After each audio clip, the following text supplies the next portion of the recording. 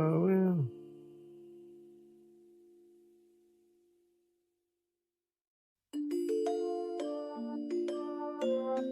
Wasn't PlayStation originally supposed to be like a partnership between them and Sony?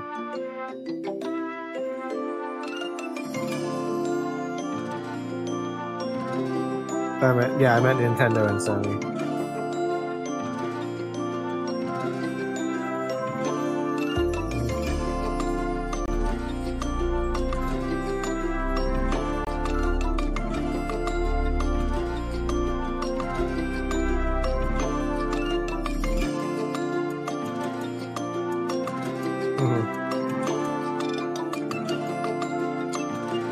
Man, they could have had so much more market share if they followed through.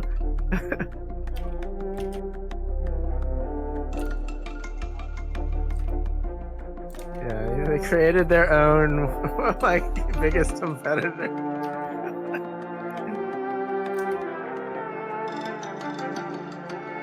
And then Microsoft might have not have gone in if PlayStation hadn't been so successful. I don't know. Well, Microsoft probably would have gone in anyway because Microsoft.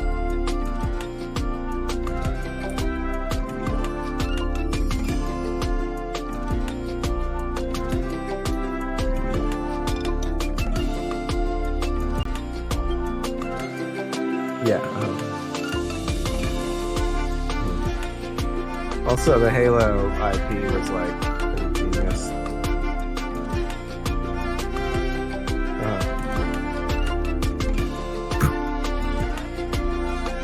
The controllers were so freaking weird for the first Xbox. Strange design choice. I don't know.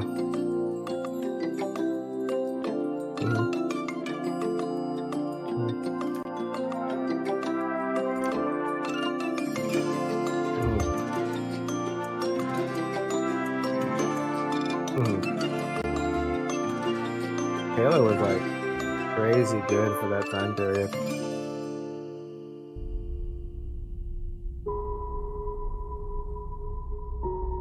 I can't aim.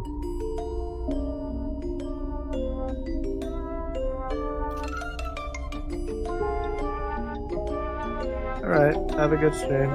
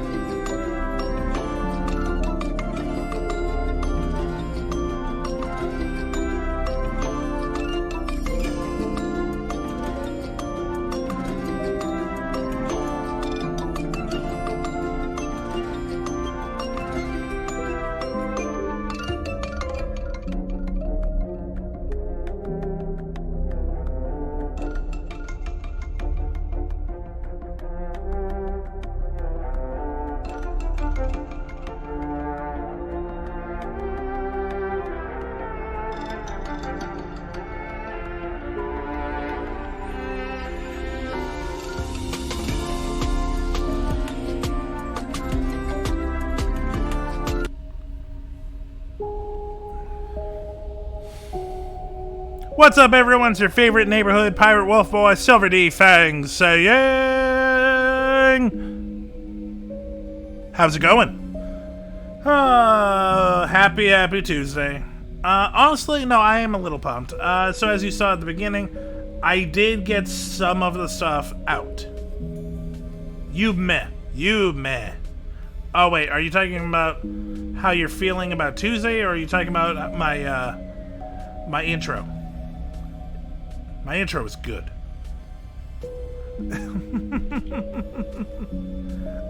If you're talking about Tuesday, I'm sorry to hear meh. But yeah, no, my Tuesday's going pretty well. Mainly because I actually accomplished some of what I wanted to do for Tuesday, which was I got the new screen art and the new little things, this.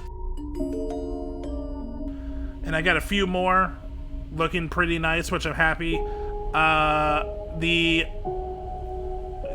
not the emotes, but the little like first follower, first donation, those are up. The thing I was having issues with, and still need to work on, is the frames. Yeah, I also have some like frames made up, but those are connected to like a green screen effect that I need to figure out to get rid of. So those are going to take a little bit longer. But I got some of the artwork out. Again, thank you to my my artists that I've worked with for about over half a year now, like 8 months. Victoria, great work. You will never know. Okay. I'm okay with that. Updates. Well, pretty much that was all the updates. That's what I did for my Monday. I struggled and accomplished some of what I wanted to do.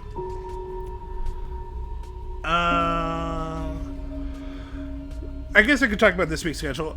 So a couple of updates. Tomorrow's special event is Perry and Simon do this thing once a month where them and another streamer look at this YouTuber named Jack that does a lot of cooking videos, and they just like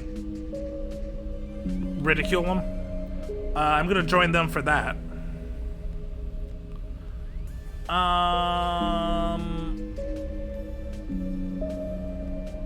Yes, that's Wednesday. Saturday, we're doing... I'm pretty sure we're doing a Lethal Company. Don't know how many people, but I'm pretty sure we're doing a Lethal Company. And then Sunday, Casual Game Sunday. It might be Civ, it might be Party Animals, it might be something else. I don't know. We just chill. We just chill on a Sunday, man. But yeah, as for today, Citizen Sleeper. We left off with a lot of stuff. We met and dealt with most of the colonies. It turns out the thing that destroyed their moons is coming close to the eye, and we might be in danger. Mina and Len are kind of stuck in this purgatory now, knowing that they got screwed over. Yeah. And as the stream title says, I think we're close to ending. It might be this one, or it might be the next one. But yeah, let's jump into it. As always, thank you for watching, and I hope you enjoy it.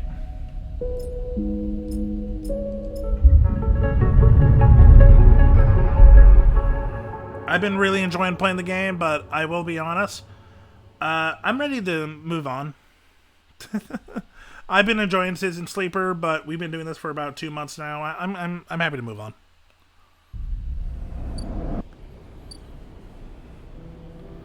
Okay. Not enough for anything.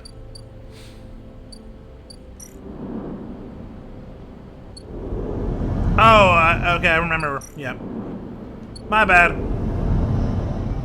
Agile! You didn't miss much. Me just talking about my hopes and dreams and my wants for life. Yeah, nothing important.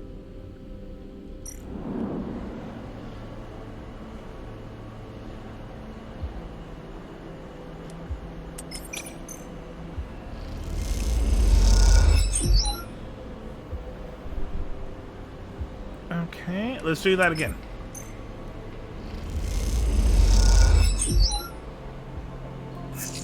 Yay, I got lucky.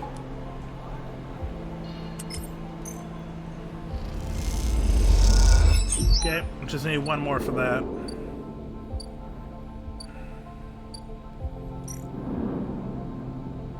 Now let's take a pill.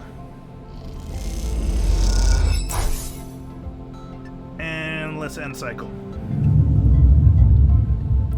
Well, that was a quick day.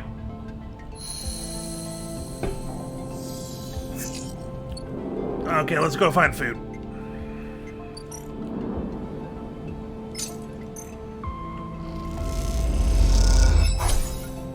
Now let's do another.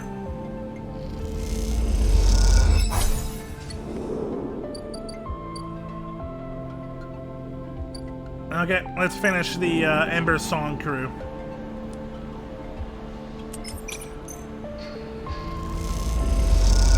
And we're gonna talk, aren't we?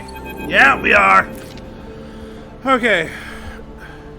I believe I gave him like a southern Cajun accent. Ooh, Dan! Ooh, look at that doggy go! Sleeper! Peter calls out to you across the axis. He's standing by the same railing as you saw him at last time, and he beckons you over. I've been hearing things. He gives you a sidelong look. Good things? Peter smiles. Heh, mostly. He rubs his hands together nervously. You wait for him to speak.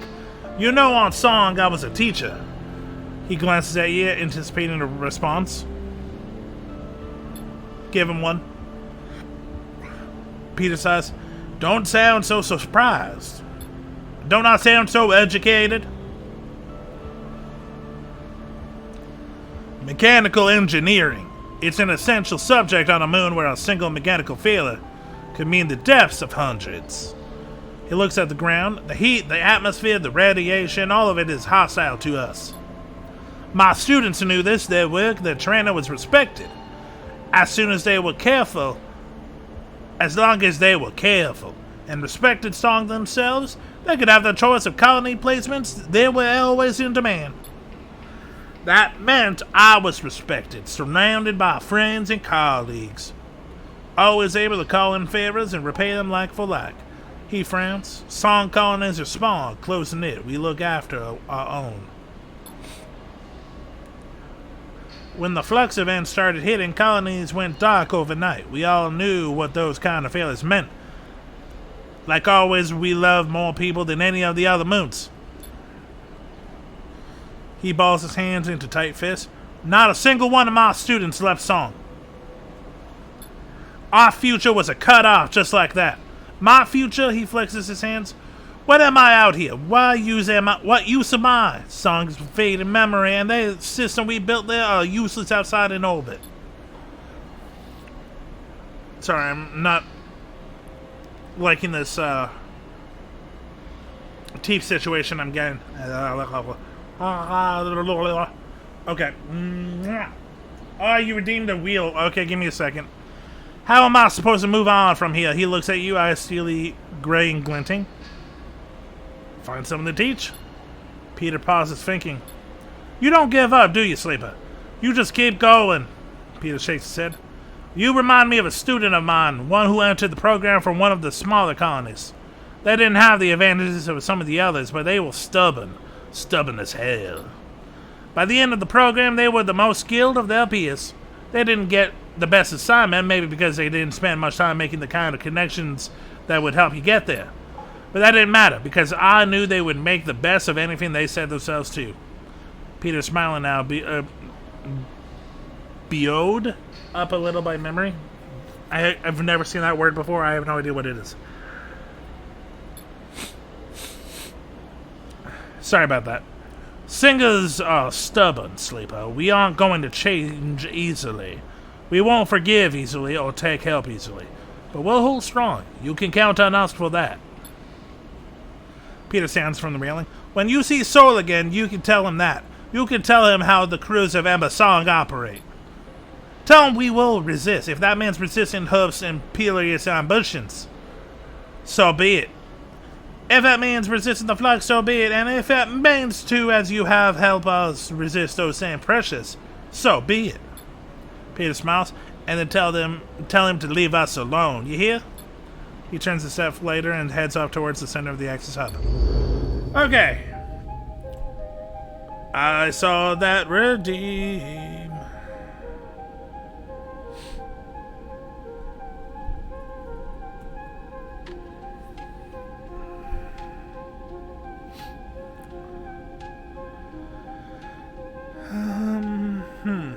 I'm just thinking, do I want to add anything?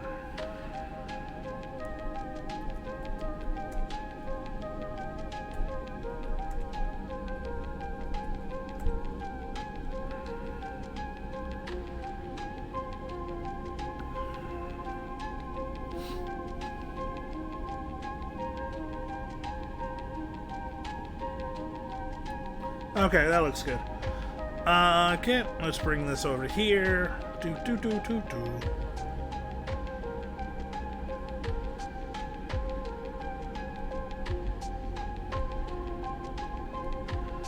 Spin the wheel. What am I suffering today?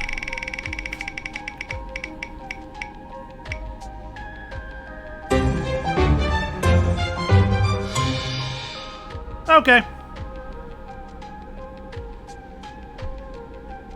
I was just talking to Gur before, so I'll get him. Actually, I'll even go one better. Give me a second.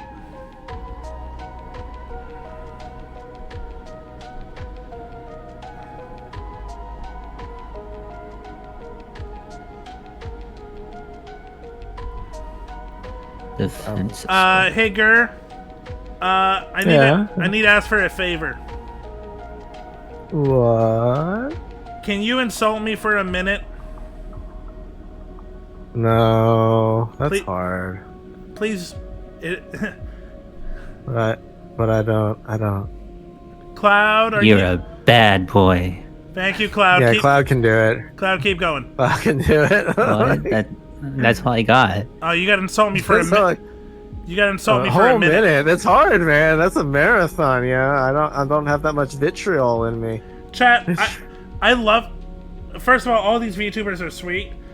You're not the first time I've done this. Every time I ask a VTuber, they insult me. They're like, that's so hard.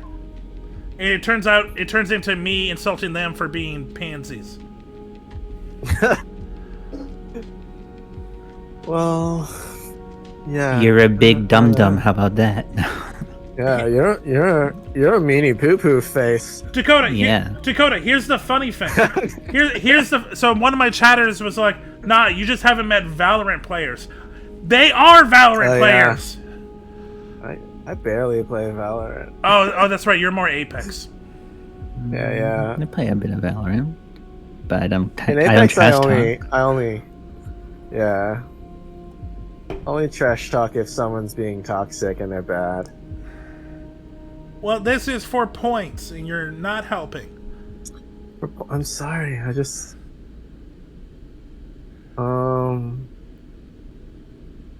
What am I allowed to say? Anything? I don't care. yeah. How far can I go? Do it. Like- do whatever, man. If we You if got- we had drunk Cloud, he would do it. Dude, you got 1 minute to just say whatever you want. I don't give a shit.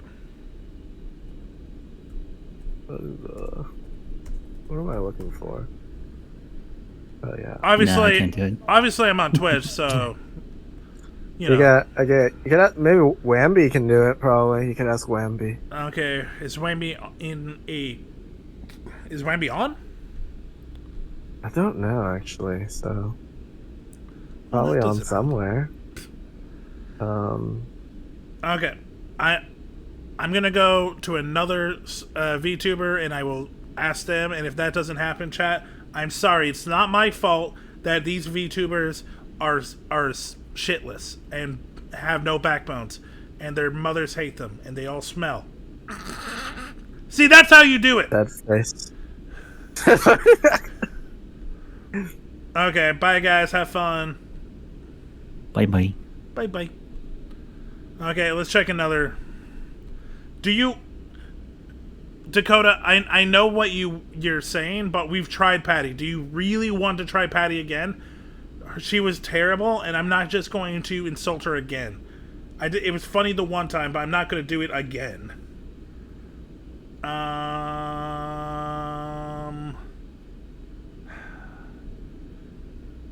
So the people that I knew would would insult me, just went off. Damn it. Let's see if I can find them.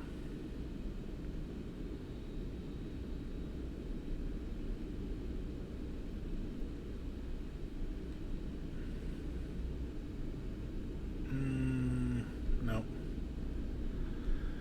Okay. Would Roomba insult me? Let's try. Not yet, I'd already killed him.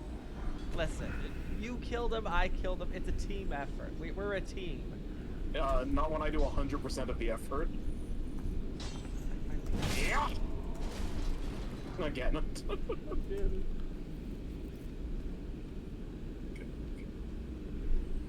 one day I too will have a good I one. know you. You don't have a flail? I can't use the flail. Oh, that's fair. It's too. Hold on. What was the issue with the flail? Too much dex. I see. I mean, the rats you can kill on your own. Yeah. Sorry, I was stuck in a menu. I promise I was hitting the swing button. Hey, Ruben, can you insult me for a minute? No, insulting does not. Well, let me see. You, silver thing, are not as silvered as you think you are. You're more like a very toned gray, and your fang looks more like a tooth. Yeah. How do you like that? It's like a solid 1 out of 10 for me. There's no I in team, but there's an I in voice, so you know. Okay, chat, I think that's the best we're going to get. At least Roomba tried. I'll get back to you on insults. The other two just went lazy and didn't even try. Okay, back to the game. Roomba's a good sport.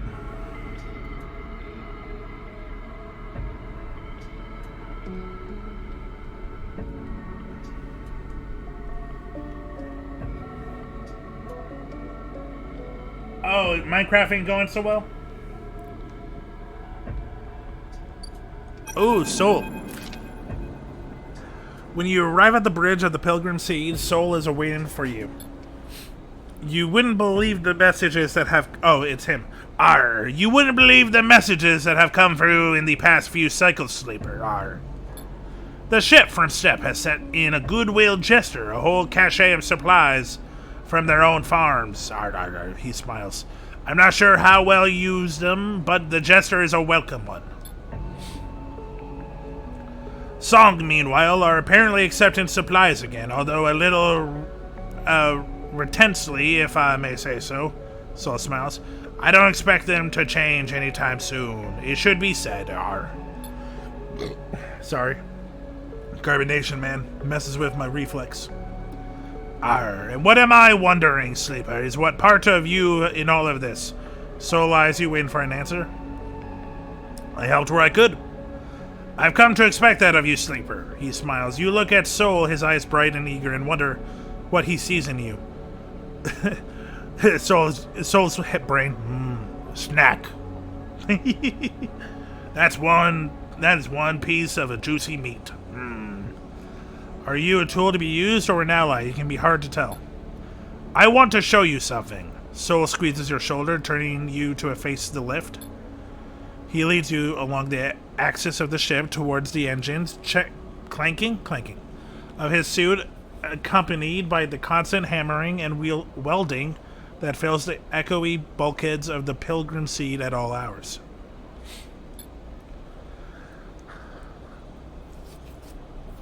With the cordon lifted and shuttles able to go on a salvage scrap and barter for supplies, the ship has become the place of transformation, moving towards some state yet to be revealed to you. You look at Soul. What is his plan here? What is he preparing for the Pilgrim Seed for? Or are his sharp eyes simply focused on making it through the next cycle? Suddenly, Soul stops in front of a huge bulkhead door like the seal in the front of a dry dock hangar. He signals to someone in a cabin high up attached to the wall, and they begin the process of opening it up. The Pilgrim Seed was... The Pilgrim Seed was built as a short-range freight carrier, you know. The amber warning lights on the bulkhead door send spinning shadows across the Soul's face. We built it to ship entire harvest from thousands of farms to silos at Passaru. When we realized we need to leave, it was the biggest ship we could muster. Soul raps on a metal plate, and somehow she's carried us all the way out here. Yahar.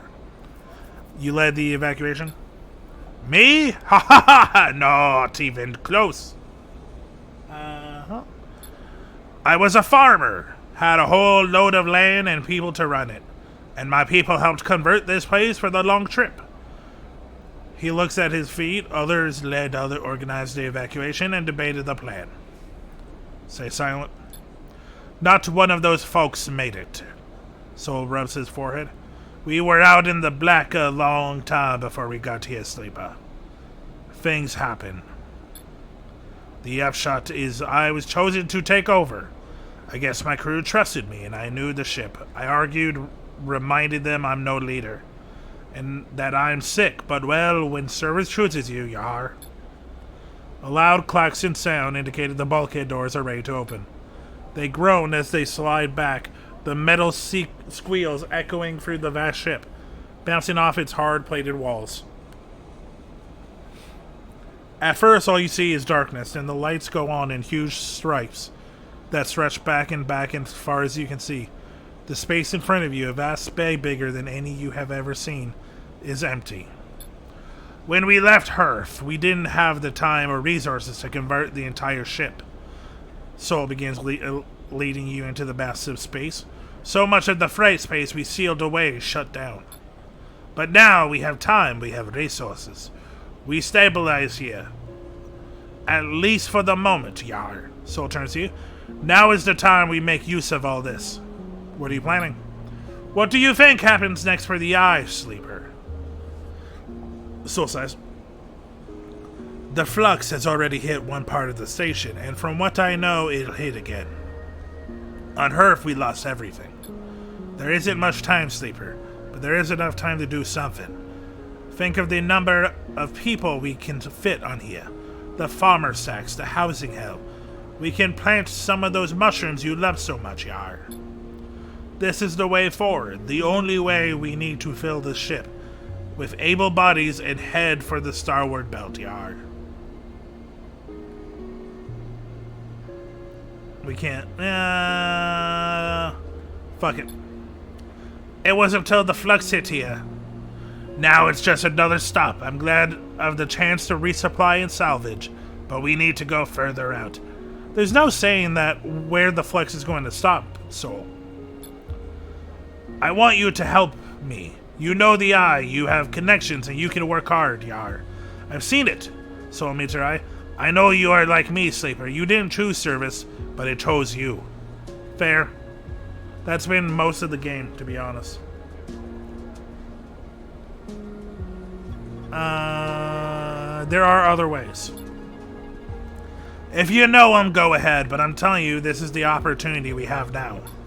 I know it's a lot to think about, Sleeper, trust me. So it begins to lead you back out of the bay, but think of what we can do here. The flotilla can't last forever. We need more than just farmers to make this work. We need to build a new world for ourselves. I've heard that out there in the belt there are people who've been setting up since the collapse. Maybe making something of their own, Yahar. That's our future, tucked away in those rocks far from all of this. Soul sighs. I didn't bring my people here just to let them die somewhere new. Saul crossed back over the threshold of the bay and signals for the operator to close it up. The door groans and Soul waits for it to stop. Think about it, Sleeper. Soul claps an arm on your back. But don't wait too long. This is happening soon, Yar. And he leaves you there in the silence of the vast bay, your head spinning with the thought of leaving the Eye. Interesting. We have things to think about.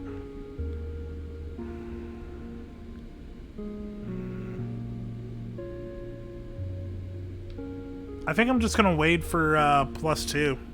Yeah, I'm gonna wait for another upgrade. Don't really care about scrap, and I don't really care about the double agent nodes.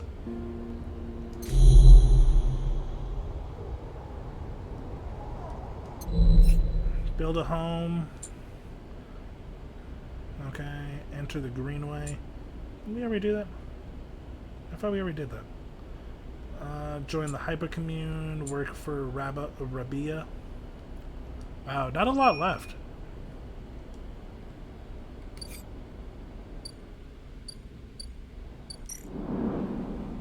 Okay.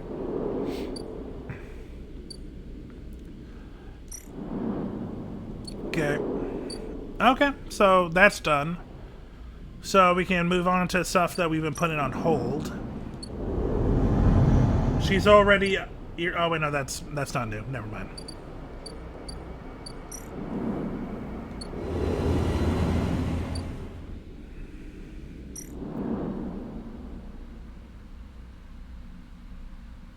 Yeah, this seems fun.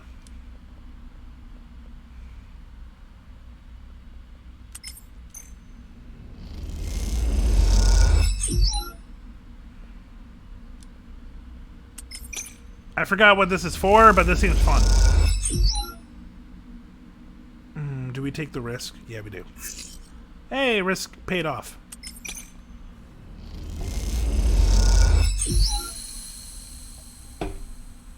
Yep, saw that coming. Oh, it's Castor. Did not expect to see him again. Quite the achievement, isn't she? Sendri Celis must be proud. You recognize the resonating voice of Castor immediately, and turns to see him, hooded and tucked into the shadow near the viewing platform. Castor?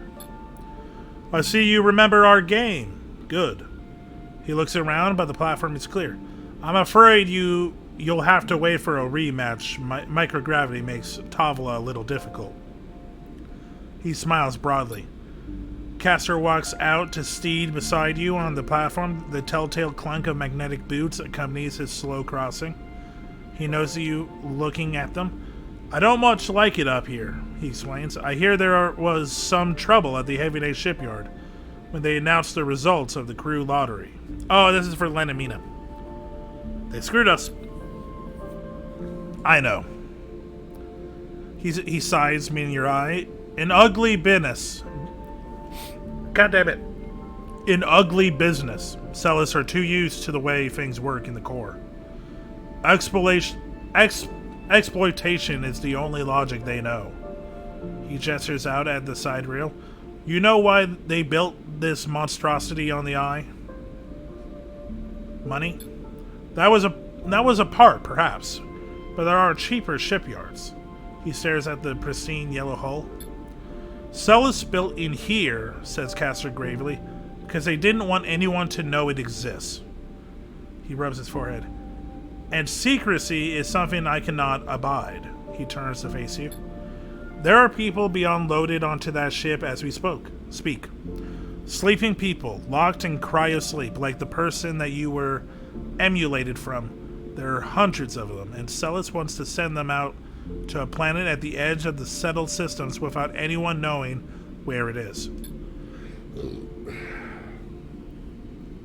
But you, Sleeper, can you do something about that? You are like me. You deal with data. You can read it right out of the air.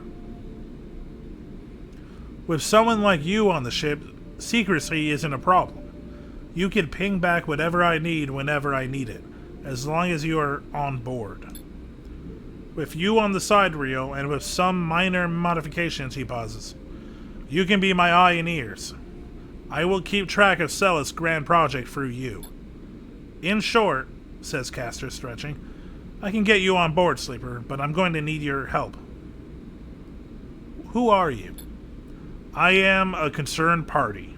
Someone who likes to know what is happening when it is happening, not afterwards. It's not just me. Yes, your friend Lem. That can be arranged. It is difficult, but not impossible. The condition is, of course, that you go too.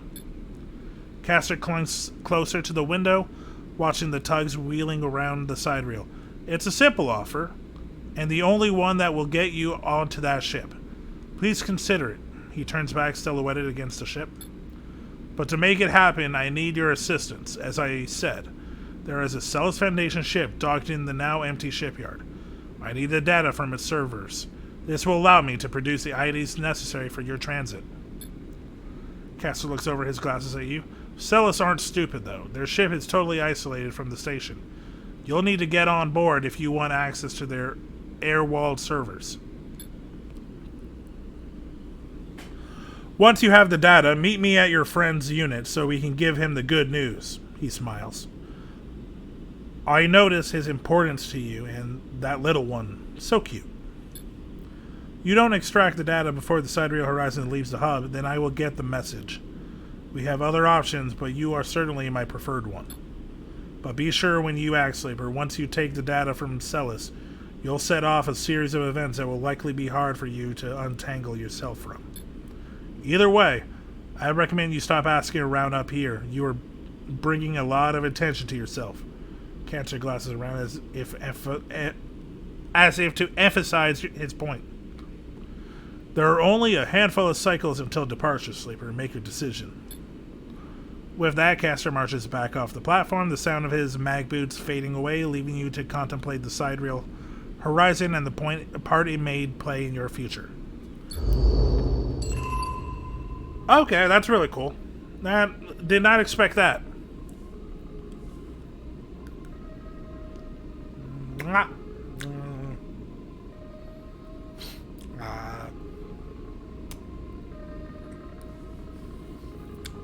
Okay. Okay, looks like we got 8 cycles.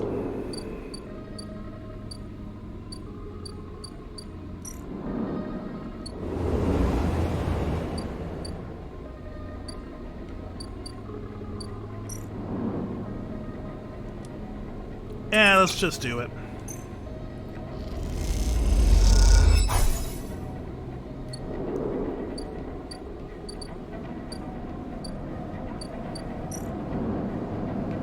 And cycle.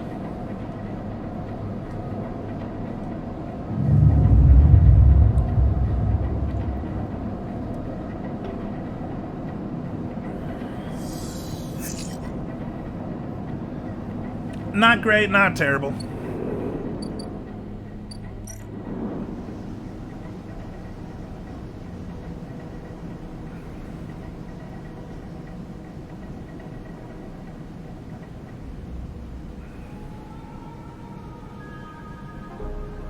Okay, interesting.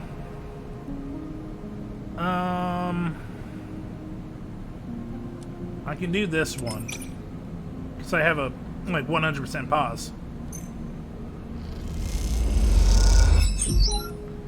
and then I could do this, which won't be as dangerous. Oh, I can only do that one once anyway.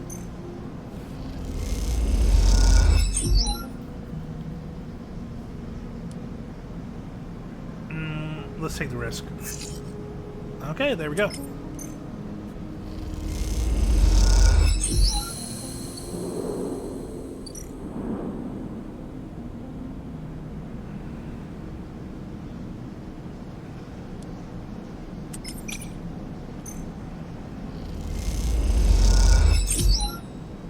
Okay.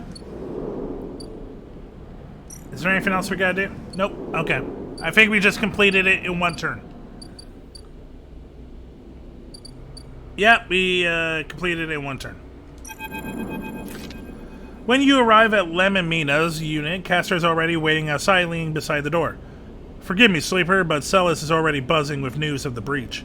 I was expecting you. Will this work? Don't worry, the breach cannot be traced to the specific IDs I am about to create. Castor reaches into a pocket and produces a sleek green and white hand terminal. The data, please. Yeah, I don't care. You hand over a drive with the data, and Castor fishes around for a converter cable to hook it up. He slots it into the terminal, and after some whirring, set up 2 transparent films. Marked with numeric sequences are produced. 2 tickets to an uncertain future. Castor smiles at himself. The child will go with Lem, of course. He pockets them. These are yours, but first he holds out a white cube. Your side of the deal. What is it? Something to help us make use of you. He passes you to the square and you rest it in your palm. A small white perfect cube. Suddenly you feel a sharp pain and flinch. The cube jumps from your hand and rattles along the walkway. You look at Castor apologetically. Castor smiles. Not to worry, it has done its job. Now it is for you to do yours. You look down and see a tiny pinprick in the center of your palm. Nothing sinister. Castor puts the terminal away. This way we can keep track of you and the sidereal horizon. No, we did agree to it. This is a weird way, but no, we agreed. Excellent. Castor hands you the transparent film and you see shimmering portraits of you, Lem, flickered beneath the surface. Go give them the good news, and he reaches across the buzzes the unit. Lem slides open the door, half-dressed in his gear. Sleeper, what brings you up here? Come in. He beckons you inside. You look to the side expecting to see Castor, but the wall is empty. Ninja. Castor Ninja.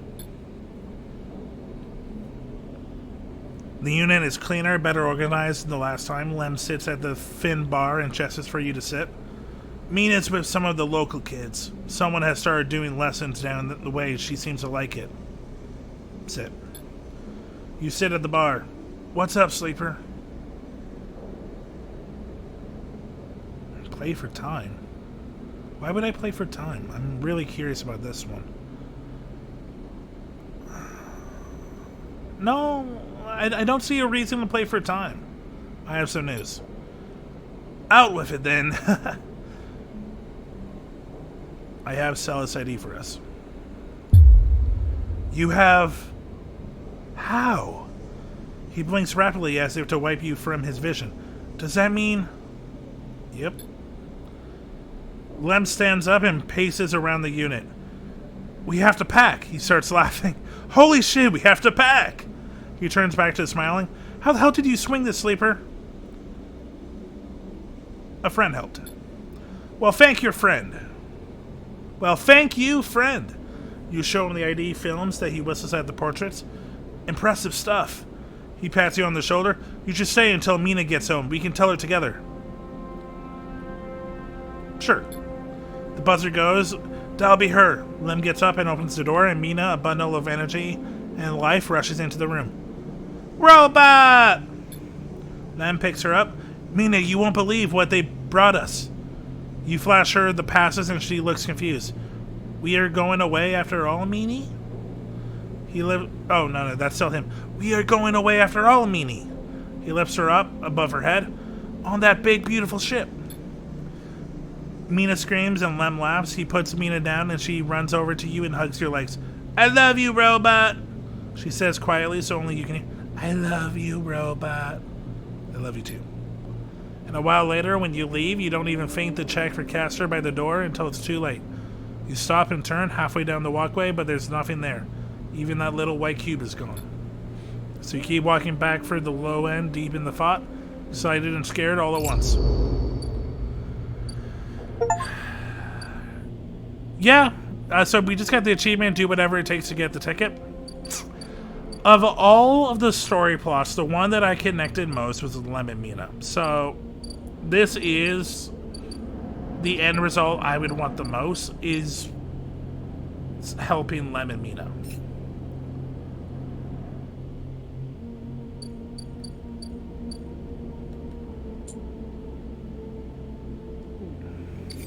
Well, while we're waiting,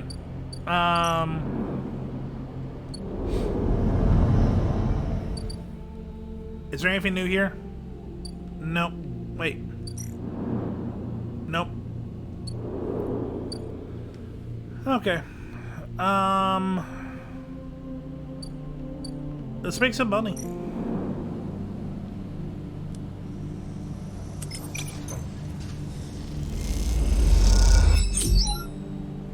And let's use that money. Okay. Yeah, no. There are probably, like, further endings, but if I choose an ending I want, it would be with Lem and Mina. They're my favorite.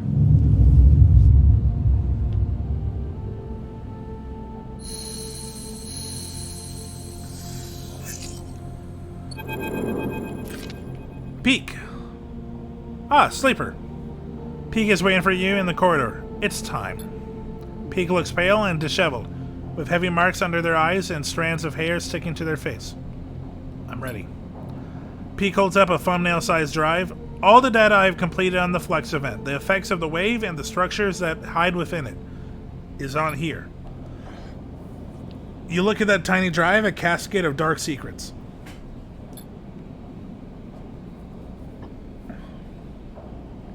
I've annotated it to the best of my ability. Annotated? I've annotated? I don't know. Anyone should be able to understand the threat, the potential in this. It makes for a grim reading. Without intervention, the eye will suffer a cascading collapse of systems, just like the colonies of Ember's moons. You're sure? Pete grimaces. As I can be.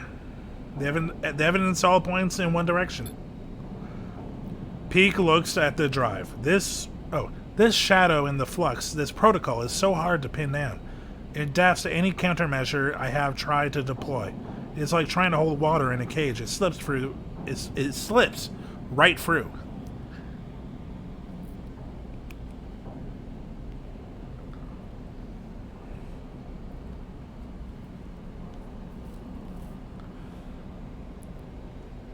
There has to be a way.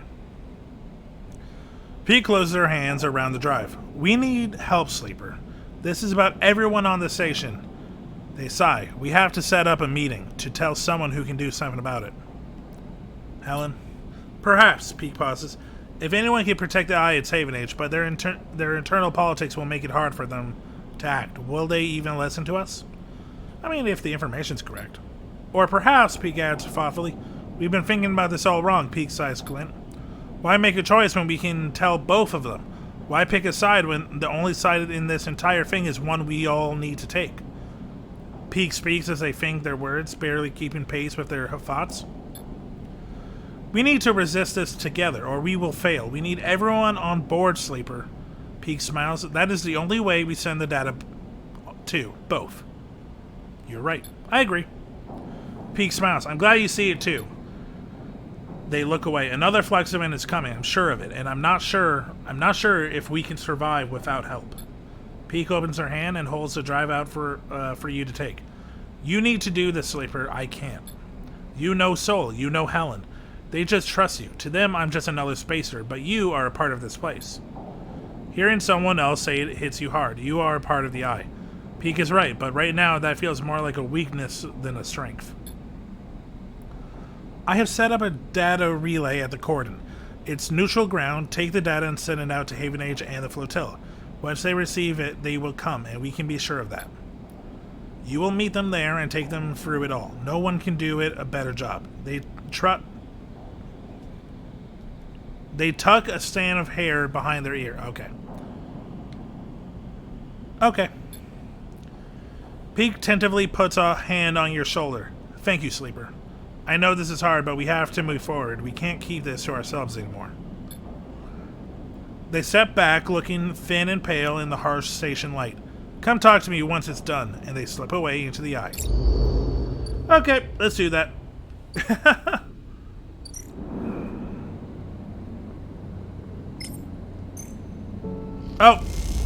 Once you send the data, episode Purge and the final series of events on the Eye will begin. After this point, you will not be able to return to complete other drives or find other endings. So, I didn't find one. I already am in the middle of it.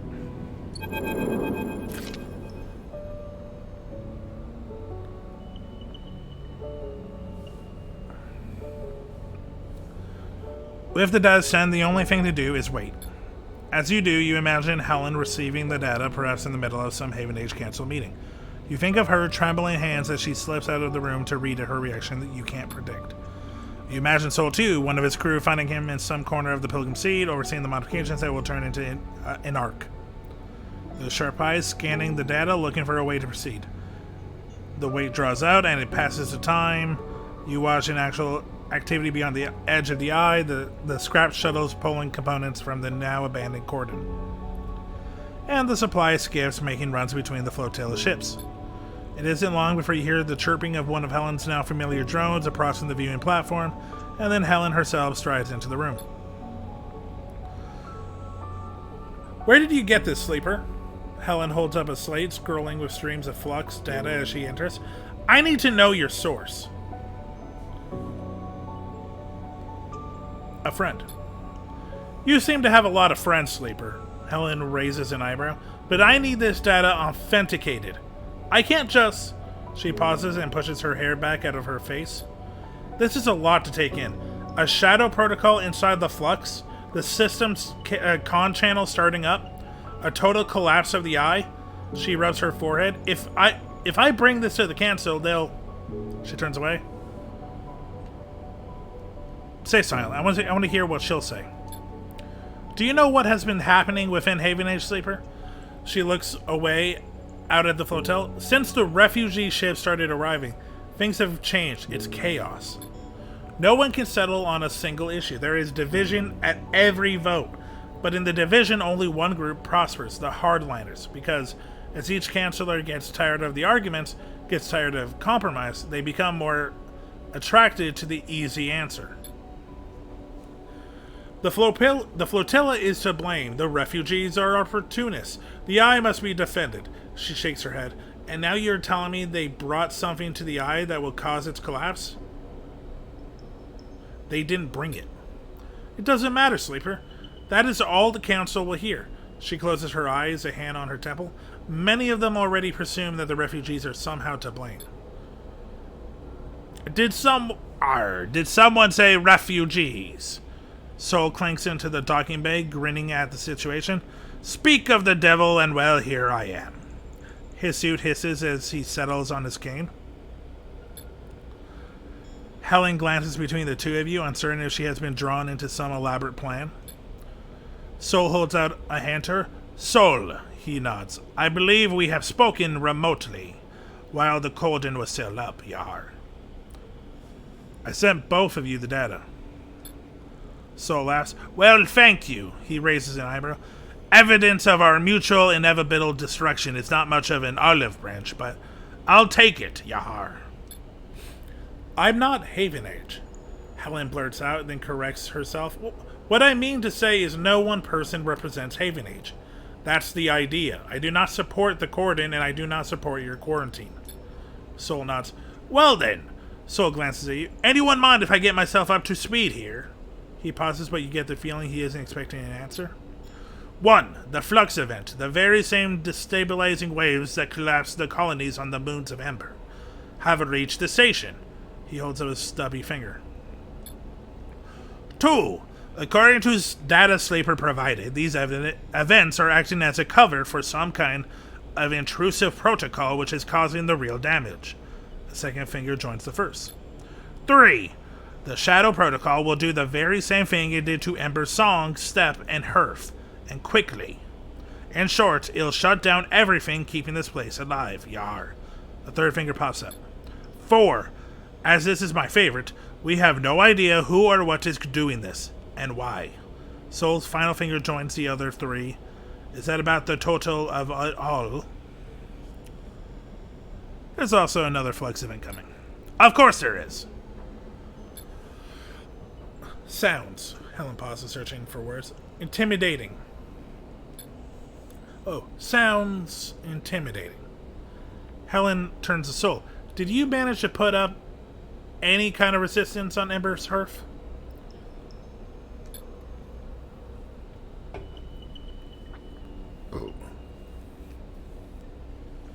Soul shakes his head. That's why we are here. The Pilgrim Seed was the biggest ship to make it out unscathed. He paused. I suppose we didn't have this data. We didn't know what was eating up the systems. We all thought it was the Flux. Helen looks at you. And I imagine you, Sleeper, and whoever helped you uncover this might be able to figure out a countermeasure? We can try. Helen nods approval. Okay. So that's the start of it. If you'll forgive me, Soul cuts in. Part of why I was able to save as many as I could on Ember's Herf was that I gave up hope early. Soul shifts his weight, his suit hissing. There were endless strategy meetings, system reboots, tests and trials, but I just go on with working on the Pilgrim Seed, with getting people on board, so when the second and the third and the rest of the Flux events hit, we were ready to go. So if I can offer you some advice, Miss Not Haven Age, it is to give up on that line of thought you have, that hope, and to start the evacuation now. Right this cycle. Soul looks out of the observation towards the Pilgrim Seed. I have already started the process of converting the remaining volume of the Pilgrim Seed for human habitation. With Haven Age's resources, I dare to say we could finish the job with time to spare. Soul scratches his beard. I know it's hard and I know it's sudden, but you have to give up hope. We have to run. There will be no heroes here, just those that keep living and those that don't. Helen listens in silence, making calculations. She looks out at the bulk of the Pilgrim Seed. which despite all its vastness is dwarfed by the eye as a whole. Something flickers in her eyes. She opens her mouth to speak. She stops, frozen. Let me think. Helen rubs her temple. I need a moment. Helen paces. As you watch her, you realize how young she is, and how lost she is in the system and protocol she has to navigate. You can almost see the strings and the ties that bind her, glinting like webs in the wide space of the observation platform. We purge the Shadow Protocol. Helen stops pacing. But with what resources? The data you sent me? This thing is a shadow, uncontrollable, untraceable.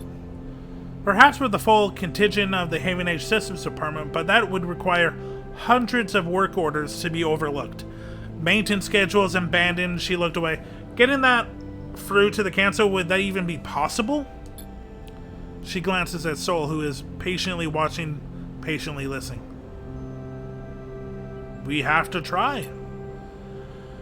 Helen looks at the slate again. I will take this to the council. Force them to listen. Force them to act. You both jump as someone loudly clears their throat nearby. Your eyes jump to the dark entryway that Helen emerged from just minutes ago. He looks like a dick. What a cozy little meeting this is. A man steps from the shadows, dressed in the same style of Haven Age overalls as Helen.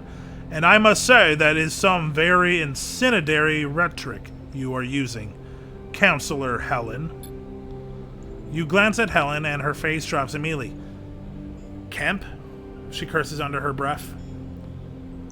Sol shifts his weight on his cane, but otherwise remains still like a casual observer. Plotting against Haven Age with an interloper? He gestures at Sol. Everyone will be so disappointed. Kemp smiles a bright smile. Some of the counselors had such high hopes for a youngest member. His smile drops. I, of course, never let novelty distract from the importance of experience. Helen stares daggers at Kemp. Enough with this petty shit, Kemp. You need to see this. She holds out her slate with an outstretched arm. The games are over. No more point scoring, no more lobbying.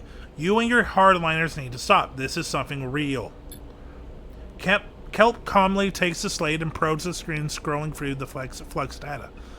His face betrays nothing, but you see some complex calculation flickering in his sharp eyes.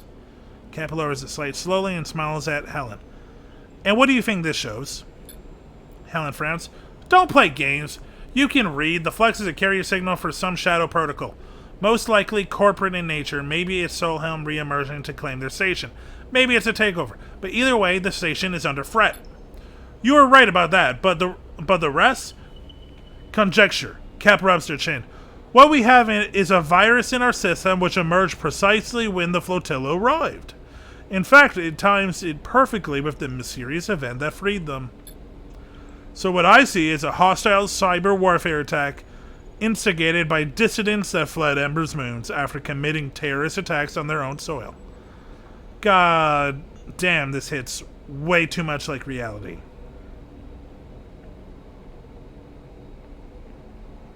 Blow the station up and all civilians in their sleep.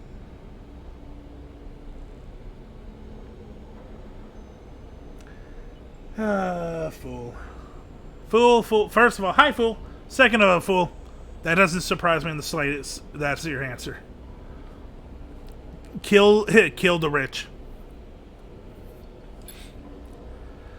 Facts I'll be happy to present to the council. Kep tightens his grip on the slate. God, I hate this guy. Helen laughs. You think that's the only copy of that data, you sanctimonious shit? No, I don't, Kemp smiles. But who do you think they'll listen to, Helen? Especially after I tell everyone about this little clandestine meeting. You couldn't win power by Haven Age systems by our laws, so you resort to this. Kemp shakes his head. The law is with me. It is simple as that. He gestures, and out of the shadows, 2 Haven Age security officers appear.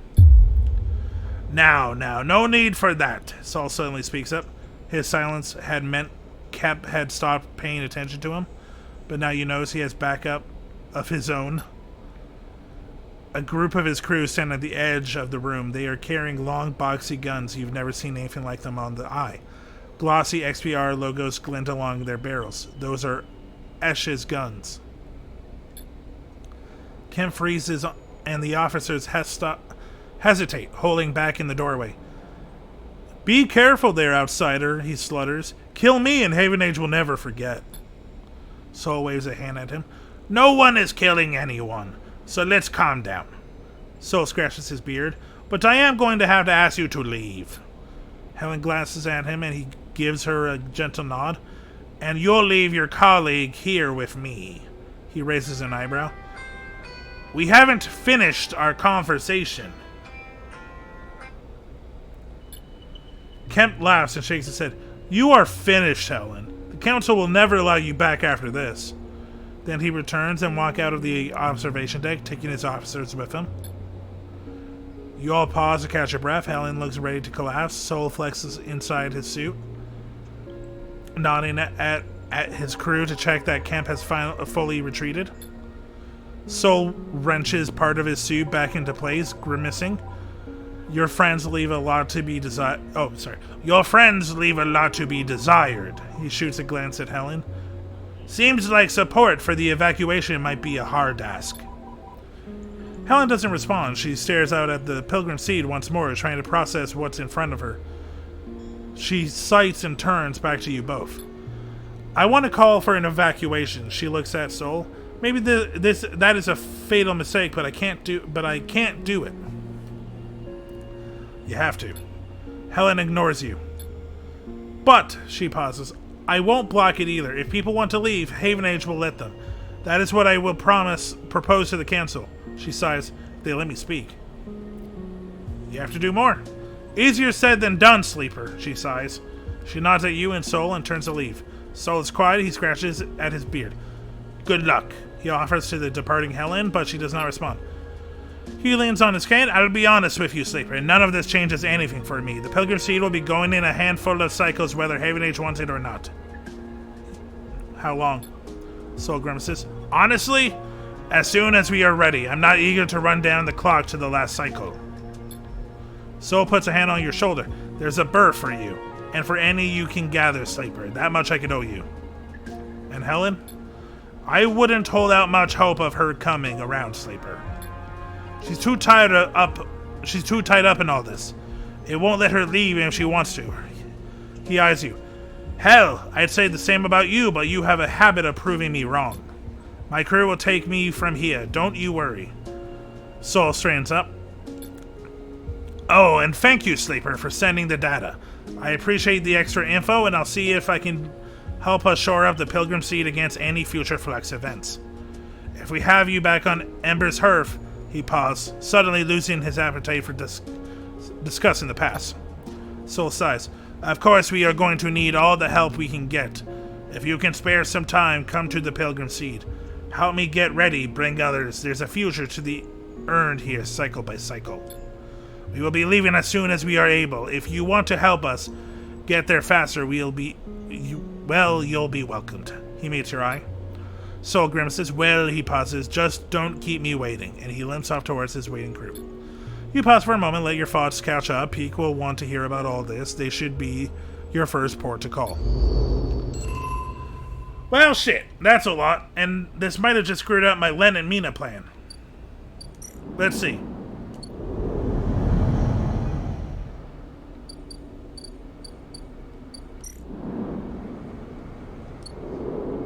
I don't know what the dot's about.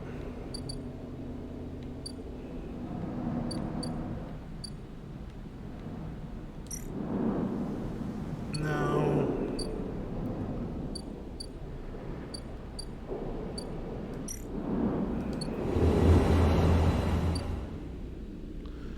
Okay, it doesn't mess it up, but I think what's happening with the Flux will finish before the side reel. Or citizens in the ref. Just kill everyone. Who cares? Okay, chat. I'll be back in a second. I gotta make a quick call. Someone close to me is trying to get a hold of me, and gotta make sure they're okay. I'll be back super quick.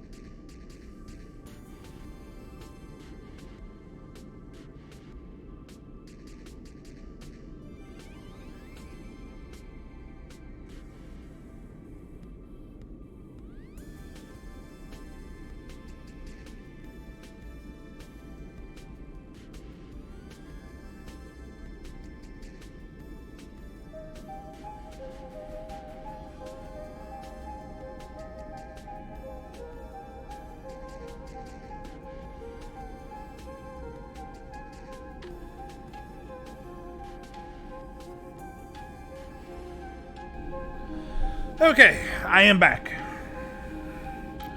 Everything is okay. No dying people.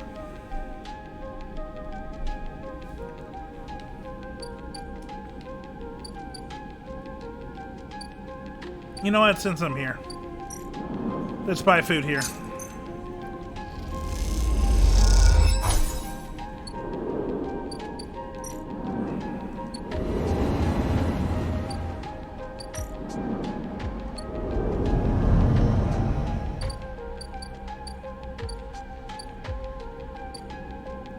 Okay, let's talk to Peak. Whew. As you enter the climbing briar, you immediately have to jump aside as Esh, lugging a massive crate across the cargo bay, pushes past you, grunting an apology as she does.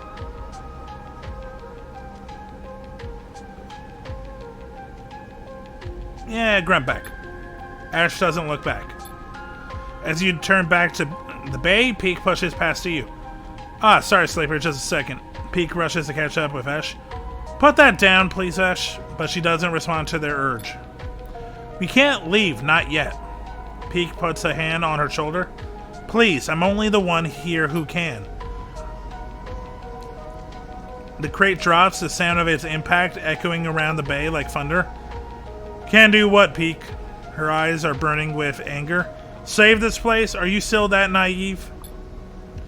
We are running, Peak. We are running because this thing cannot be stopped. It couldn't be stopped at XPR, our home. Why would we stay to stop it here? Because we can, Ash. Because we can give these people a chance. Peak pleads with her. Like they gave the refugees a chance? Ash shakes her head. No, Peak, this is not on us. We barely made it out of XPR.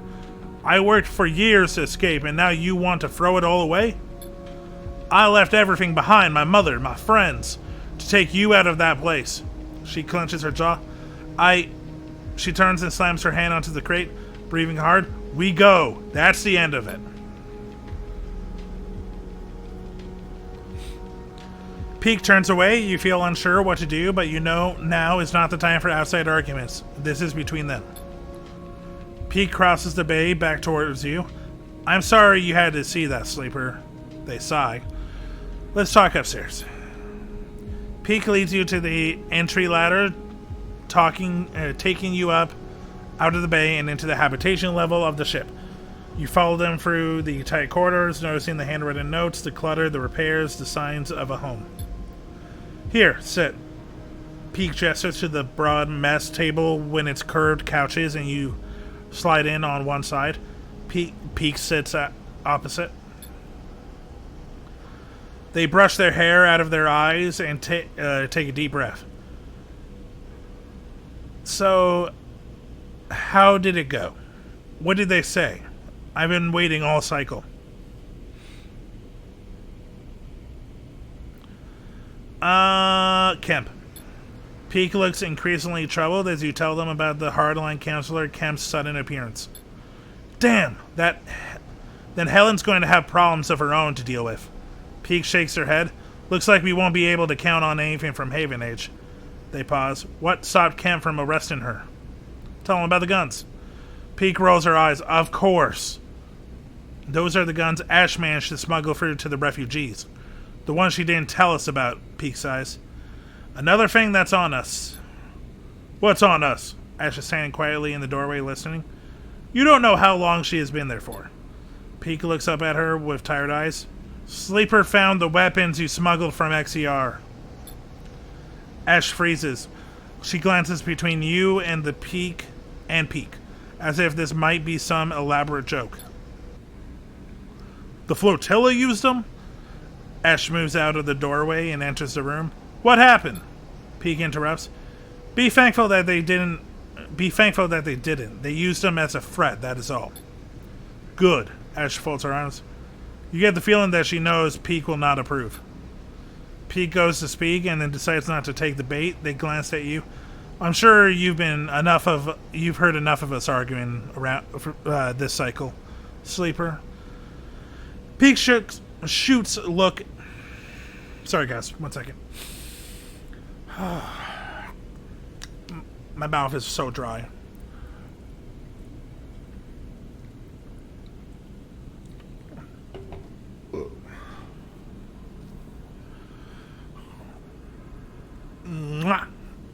Pete goes to speak and then decides not to take the bait. I'm sure you've heard enough of us arguing this cycle, Sleeper. Pete shoots a look at Ash, but our introduction of those weapons into the equation are just another reason why we cannot simply run away. Ash looks away, but says nothing. She surely knows they cannot absolve themselves of responsibility here, so what is motivating her? You realize that she still might be trying to protect Peak, even from themselves. Suddenly, a shrill beeping fills the room, and Peak pulls out their slate to silence it.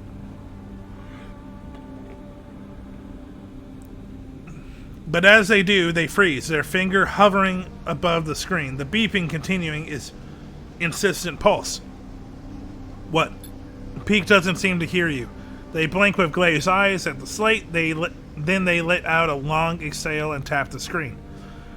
The bleeping shuts off, leaving a ringing silence behind. Ash frowns at Peak. Planning to explain? 12 cycles. Peak looks vacantly up at you. Both? 12 cycles until the next flux event. They shake their head. I have been using their rays on the Briar to look towards the center of the system to approximate when the con channel should be. Just this moment, they detected a signal from the inner system.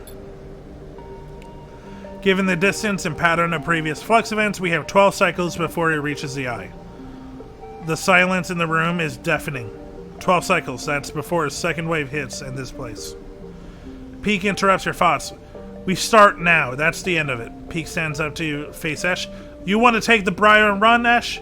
That's on you, but I won't do it. They take a deep breath. I'll be here, Sleeper, for every cycle it takes trying to find a solution. I'll need your help. Their eyes meet yours and you see a wild desperation flickering there. We will find something. The sooner we have a plan, the better. If it takes us 12 cycles to fix this thing, it'll be too late. Peak's eyes flash with determination.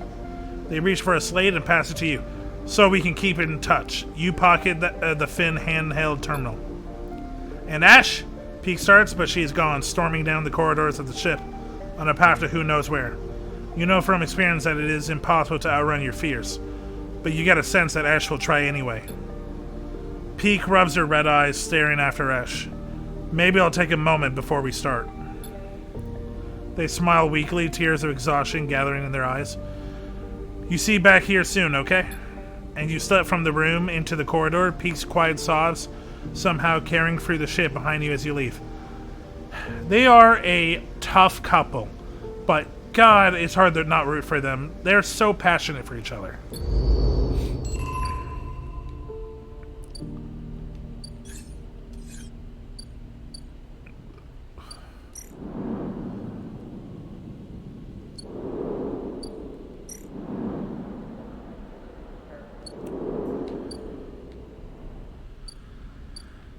I think we can focus on the strategy. I don't think there's anything else. Like, we're waiting for Len Mina. That's going as it is. We could, just in case, but... Nah, I want to protect the eye, man. I want to try our best. Wow, this is not helping.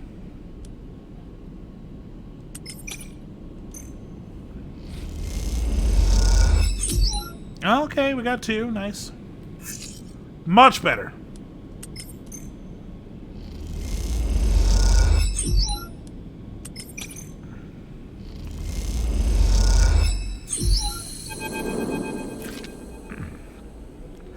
Peak beckons you over the wide mess table where they have set up a terminal. The hours of bleary-eyed work have left you both drained, and Peak looks ready to collapse. You slide onto the curved couch beside them, something dark and malevolent. I'm sorry, I can't say that word. I know what it means. Fuck. Filling their screen like an oil stain. The Shadow Protocol? Not quite. The Peak eyes seem to glitter in the screen light. This isn't what you think, Sleeper, not by a long shot.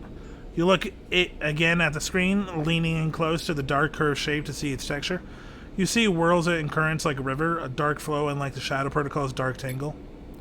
There's something familiar about the shape. Then all of a sudden you see it. This darkness, this river of data is what clouds the Greenway. You have seen it, blanketing the network of the station, though you have never been able to enter. The Greenway? Peak nods. Yes, this bizarre data structure surrounds it. I have never been able to see inside it until now. Peak meets your eye. Everything I have tried to do to contain the Shadow Protocol has been a failure. It slips through any containment, absorbing any countermeasure that unfortunately is an unavoidable fact. And yet, the eye still spins. The Shadow Protocol is being slowed, partially contained. It was spread across the station as we have seen, but in reduced pockets, in fragments. So I started to look outside of our test cases. Outside of these fragments, we have been poking and prodding in our little lab. Peak smiles, and look what I found. Peak taps a key on their terminal, and you realize the screen is showing a recording of the data flow inside the EISA network, sampled from hundreds of points around the Greenway. You watch as a subtle shift occurs at the edge of the flowing dark curve that blankets the Greenway, something spreading like an ink stain. Somehow darker than black, it bleeds across the Shadow Protocol. Now watch. Peak eagerly points at the screen. You see something strange, a fizzy at the edge of the shadow, a sparking, and then it is gone. And beneath, for a moment, a millisecond, you see into the network of the Greenway. You're reminded of an image you had forgotten, of pulling a plant from its pod and seeing a bone-white root ball where you expected to see a dark soil. The white connections riv like worms, and then it is gone, the dark flow closing up as quickly as it opened. What did I just see? Hope. Peak sighs, wrapped up in something terrible. Peak excitedly starts to explain. This is the only chance we have, the only countermeasure we have seen. In the moment it opened, I detected something as centralized intelligence with the local ID, Gardner. This protocol, this system, whatever it is, can protect its network from the Shadow Protocol. But it stays in the Greenway. The eye will still fall. The station systems are too exposed, too spread across the hub. The shipyards, the spokes, Peak glances away. The only way is to break it open, to spread the entity's network, access it. Expand it, somehow. Peak pauses. You want to let the Gardener out? Peak stands up and walks away a little. They lean against the countertop, their head hanging so low that their long hair touches the work surface. You hear them breathing deeply. I don't know, Sleeper. They lift their head. I really don't know.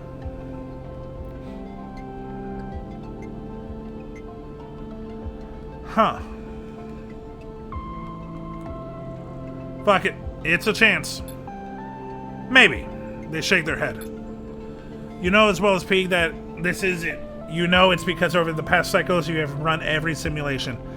Every possibility you could think of and still come out with nothing and came up with nothing. You've started a hole into your screen and dreamt of the black shadow creeping in the edge of your vision. Peak recognizes the look in your eye, the potent cocktail of resignation and anger.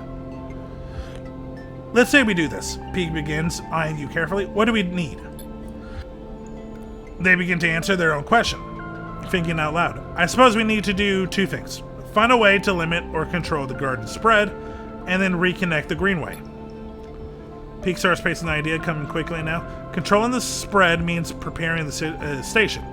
Limit the gardener's network to key systems. We don't want it taking everything, we just need it to protect the station's core functionality. Then we need to reconnect the greenway, hook it back up to the main line of the network. Those systems we prepare, they should connect and gardener will spread along the paths we prepared. At least that's my theory. Pete grimaces, but if we don't prepare correctly, the gardener might not spread, or it might spread to everything. Pete closes her eyes. And after that, things might get worse. It might be worse than a total collapse. Don't say it, Sleeper. Pete sits back at the terminal and brings up a map of the eye. Rotational control at the hub, life support, and the free spoke. Power routing at the Haven Age shipyards, they stab at the map with each one, making them in red. Then there's the central core, as I understand it, somewhere on the rim. I need to find it. They push their hair out of their face. We see the gardener in all these places. Peak pauses, but how are we going to do that? Bait the gardener's attention. Peak smiles. Of course, the gardener needs plants to take care of. That is what their protocol dictates. They must have been part of the farming management systems of the Eye. But when Solheim built it, we see greenway plants into those systems and the gardener will seek them out. Protect them. Peak stares at the map of the Eye. It's a wild idea, but it could work. But, they pause, we'll need a way into those systems. Haven Age have most of them locked down for safety purposes. We can't just walk in. I know a guy. Peak raises an eyebrow. Someone in the Haven Age systems team? You nod after everything he dragged you through. You feel like Fang still owes you. Time to pay him a visit. Okay, well, Peak looks at you sideways. I guess we should pay him a visit. Lead the way. You both leave the ship, carried forward by the excitement of the plan and eagerness to not look at the details too closely. You push any lingering questions to the back of your mind. Time to head for Fang's Bay. We're getting the band back together.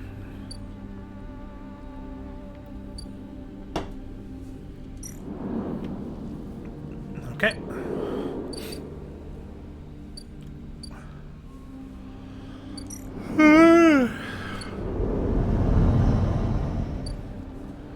Things are coming along. Let's check on Len and Mina. Okay. It's going to be close.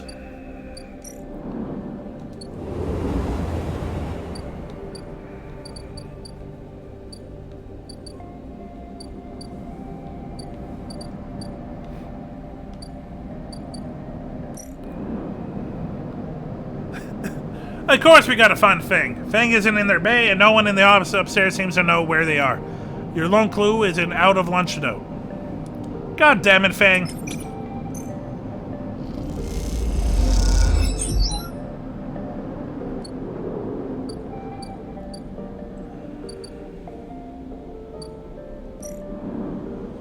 Let's get the pills.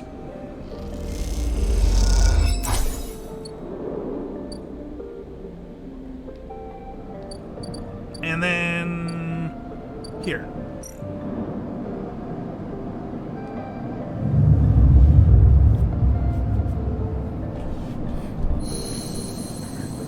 So, we got 2 clocks. Let's see if we can make it work.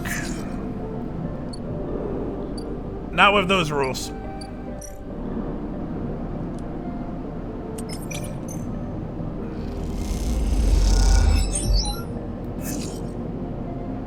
Eh.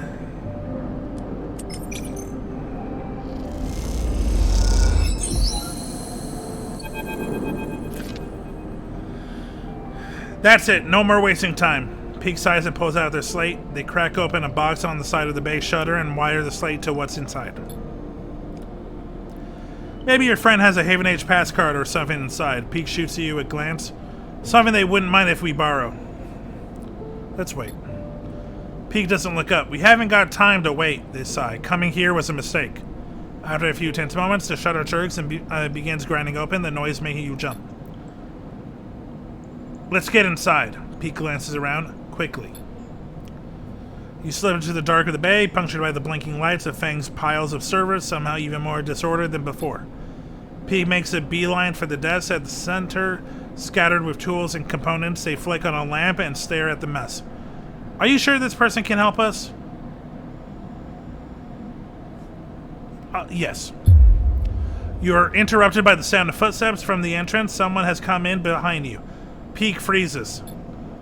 I could swear I closed the shutter when I left. Fang leans on a stack of servers near the entrance. Must be getting forgetful. He grins at you. Sloppy. I'm the one who makes the joke, Sleeper. I'm the one who makes the joke, Sleeper. He smiles. Don't start. Fang raises an eyebrow. Thought you come rob an old friend. Is that the plan? Where have you been? Fang winks. I have a feeling you know that already. Fang picks up a tool from the server top, turning it in the light. I've been investigating that event which hit the station several cycles back. I heard it called the Flux. Peek cuts in. That's why we are here. Fang smiles. Pleased with himself. I guessed as much. I saw changes in the old system architectures almost immediately. Some of them have been running since the first days of the station. And so when I saw the new pattern shift in logic, I knew something must have happened. These past cycles I've been doing a total inventory of the core systems. From the hub to the rim, he grins. I'm surprised myself, to be honest. I don't think I had it in me. Peek seems unamused. And what did you find? Fang sighs. That's the thing. There's something all twisted up in the systems and protocols every time I look at it. It disappears. Fang turns to you. Do they always do that? Peek ignores him. It's a shadow protocol. It makes itself somehow bedding into the gaps between the systems. In the negative space. My bad. It is slowly filling every system in the station, slowly taking over. And we need to stop it. You need to grant us access to all the core systems of the station. Rotational control, life support. Fang holds up a hand. Whoa. Slow down there. I don't even know your name. Fang shakes his head. And you are asking for the keys to the castle? Can't be done. Fang, it's me. Fang pauses and glances between both of you. How long have you known this one, Sleeper? I know I owe you, but I also know that you trust too easily. Sorry to say it. Pete cuts in. I can vouch for myself. I came to the Eye on the run from the XPR colony, Hawthorne, with the intent to keep running until we hit the Stalwart Belt, but since I have been here, I have done everything in my power to protect this place. I have helped to stabilize the refugee flotilla, to investigate the Flux, to identify and make plans to purge the Shadow Protocol from the station systems. Meanwhile, Haven H has done everything to stop and slow these actions. I have proven myself as a friend to the people of the station, not the administration, many times over. And I will not be doubted by someone who wears the badge of this corrupt administration. Peek fixes Fang with a hand look. Fang looks down at their Haven H jacket and shrugs. This is all I have in my wardrobe. Look, I have no love for the council either, friend, but somehow someone has to run this place. And that someone is me. Fang walks over to the workbench where you are both standing and digs a slate out of a pile of tools. You want to prove yourself? Show me. Peek grabs the slate and you recognize the tangled form of a Flux node on the screen. Peek immediately starts tapping away at it, its tendrils unwinding at the shadow, just slightly delayed, slipping out of sight. Fang leads in. Interesting, he says to himself. Before long, Peek has unfolded the system completely, and it lies splayed out like an unwound ball of string. At the center, with nowhere left to hide, is the dark stain of the Shadow Protocol visible for all to see. What now? Fang asks, his eyes fixed on the screen. How do you kill it? That's why we are here. You know what? Let Peek answer. There's one entity on the station that we have seen purging the shadow. The Gardener. Fang frowns. Who's that? Some Greenway hacker? Peek glances at you. More like an avatar of the Greenway itself. From what I can tell, the Gardener is one of the old protocols of the Greenway. Peek continues, a farming AI sub-mind which has grown into another kind of creature altogether in the collapse. It defends the Greenway fervently, and I've seen data that suggests it has networked the entire place, every shrub and shroom, into some bizarre assemblage. And you want to live this thing out. He shakes his head. That's the kind of stupid plan I dream up. I like it.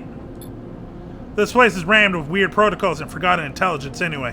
What's one more ghost in the machine? We try to limit it, of course, Peek explains. That's why we want your help to access the eye's major systems. To see some of the Gardener's spores into them to draw the Gardener's focus to those places. Fang whistles. So the way we save the eye is by growing mushrooms in all the server stacks. He glanced at you. Sleeper, congratulations, you found someone weirder than you. Peek goes to argue, but Fang holds up a hand. In it is an all-system Haven Age pass card with his picture of it. Take it before I change my mind. Thank you. Don't mention it. Fang gives you a look. In all honesty, Sleeper, I was on my way back here to start tearing the place down. The Shadow Protocol had me spooked, so if you're telling me you have figured a way we might fight it. He looks at Peek. No matter how crazy, then I'm glad to help. He smiles at a tight smile. Come with us. No, Sleeper, he looks away. I have to keep on my way work here.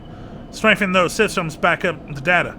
The worst comes to the worst, I'll need to rebuild. I won't let this place die. The last piece of my parents in here among the data. Goodbye, Fang. Fang embraces you firmly. Stay safe, Sleeper. He's a good friend.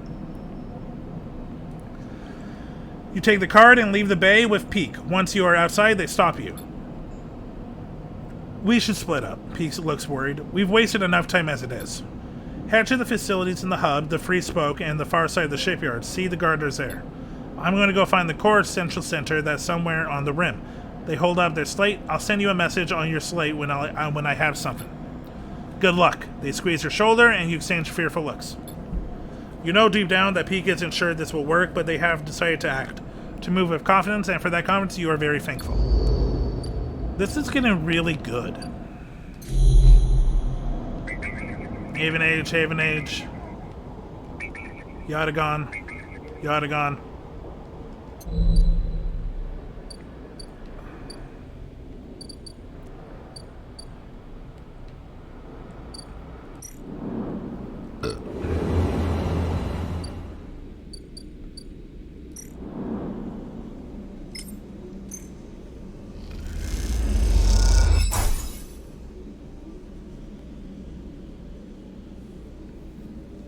Okay, I'm gonna need more seats.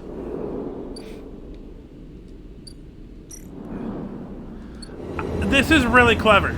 We're using mushrooms to pretty much destroy a computer program. I kind of like it.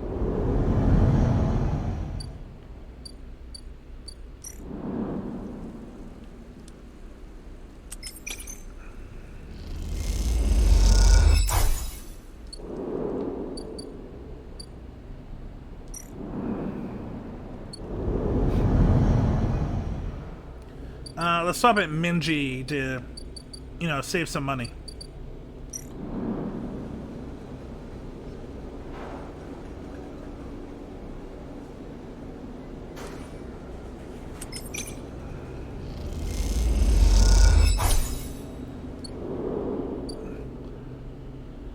Okay.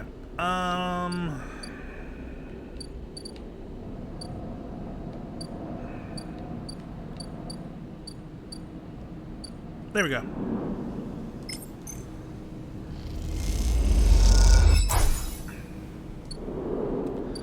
Okay, we're gonna end the cycle, and then we'll get more spores, and then we'll find the last place.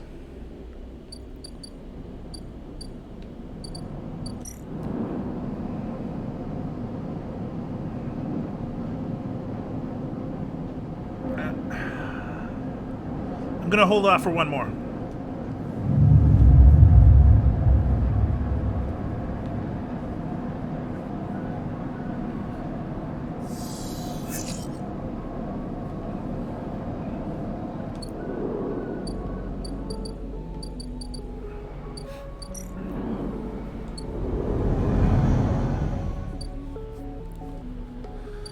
Okay, mushrooms, mushrooms, mushrooms. Everybody now, mushroom, mushroom, mushroom, yeah. Mushroom, mushroom, mushroom, yeah.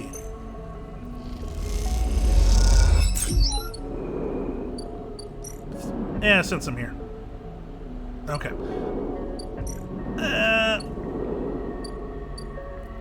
Now, I'll hold on to the second one just in case I need to. Pilgrim Seed, Climbing Briar.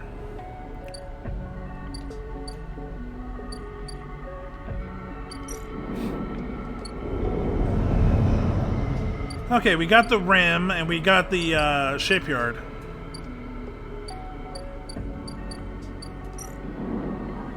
Okay, just want to make sure.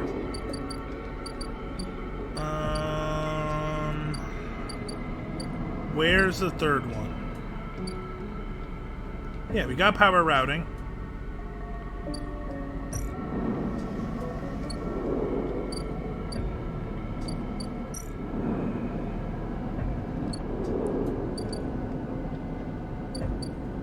Where is the third one?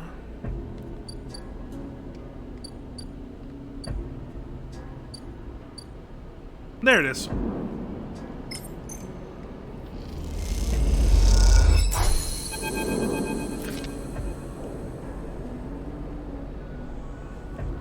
As you leave, the Slay Peak gives you chirps instantly.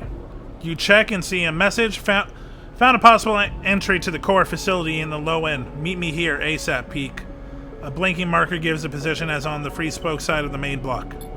Better head to the low end. We'll get there in a second. Okay, give me 1 second. I'll be back in a minute. I just gotta go to the washroom quickly.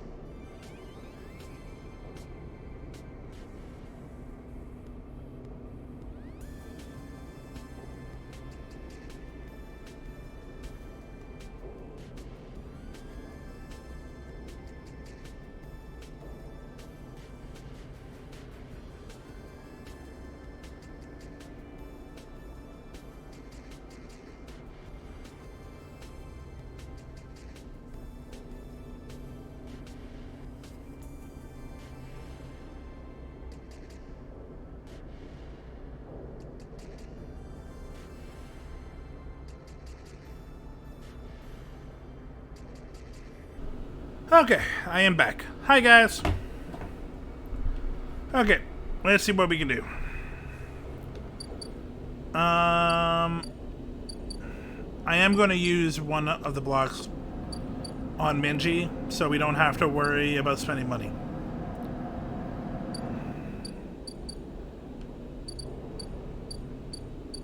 There we go.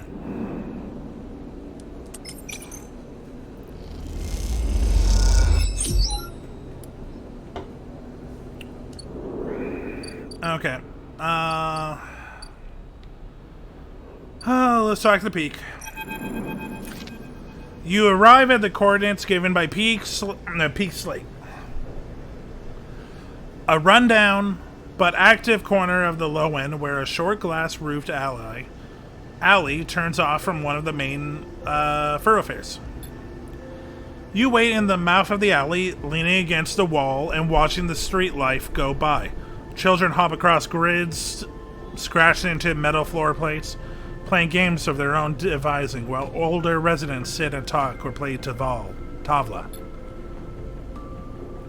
It's hard to believe that all this is at Fret. It seems so concrete, so real. How can some intangible protocol erase all this? As you're watching, a voice calls out to you from one of the Tavla tables set up along the way. You move a little closer and recognize the sitting player immediately. Castor sits Tavla pieces and board ready in front of him, smiling at you.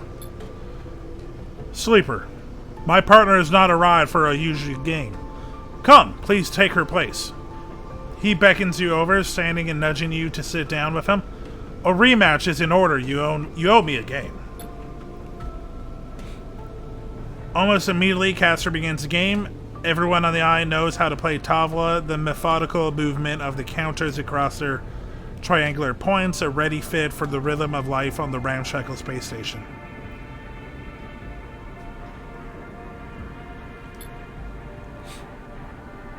Most games begin in the same way, with each player moving with independence, focused on only achieving their optimal early game setup.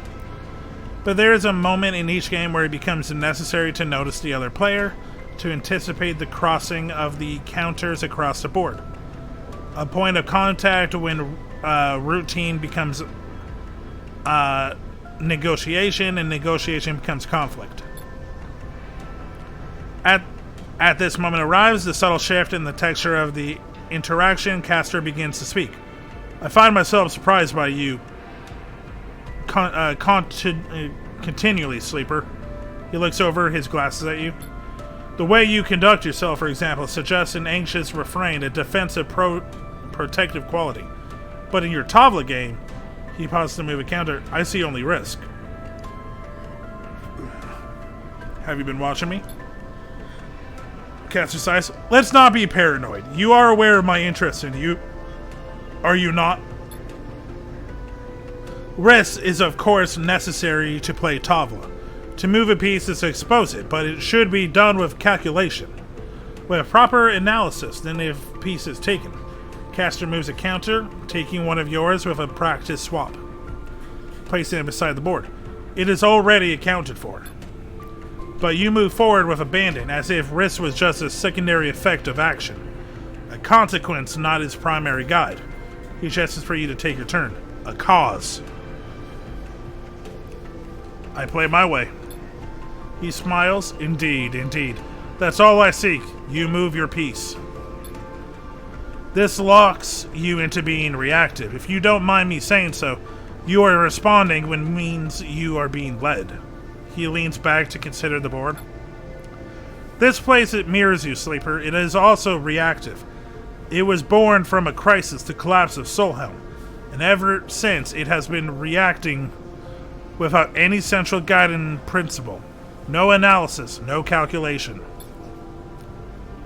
Just look at our refugee crisis, for example. It is all reaction, all risk-taking, and little risk calculation. At first I found the chaos enlivening.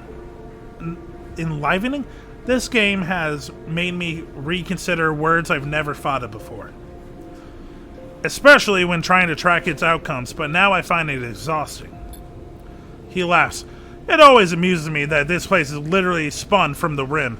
Below this very stack of habitation blocks is the most important control facility on the Eye. Sprung from the rim, he laughs again. What better metaphor could you find for disorder? His face drops. But why am I telling you that? That facility is precisely why you are here. He smiles an unsettling warm smile. You feel a shiver through your body as if something had changed in the air.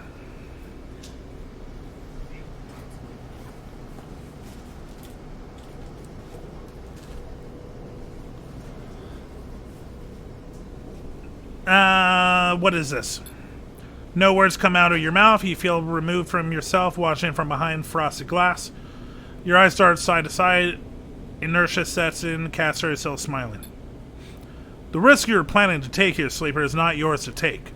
Castor's tone is unshifted. He speaks as if this is still some casual conversation between passing acquaintances. You are leaping towards a chaotic outcome with no respect for risk. You see, calculating outcomes, that's my specialty. That's why I am here.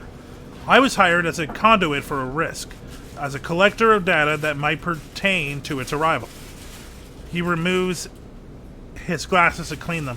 You see something flicker across their surface, a shimmering stream of characters. This system, this station, is already theirs. Solheim's collapse meant a corporate fire scale.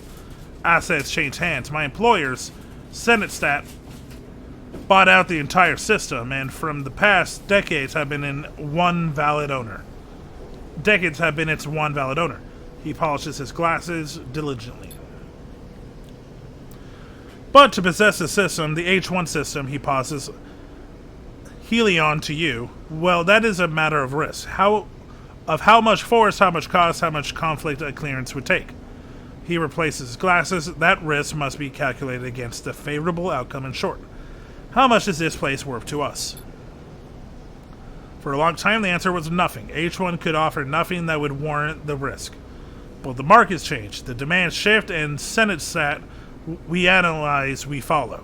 We respond. He puts his glasses back on his face. H1 is about to become the most important system in this part of the galaxy. He glances around. The lone con channel operating within range of 7 or so newly surveyed resource-rich systems. The frontier town that feeds the gold rush, so to speak. So here we are, reevaluating the risk, reclaiming our property, starting up the con channel and clearing the way for what comes next.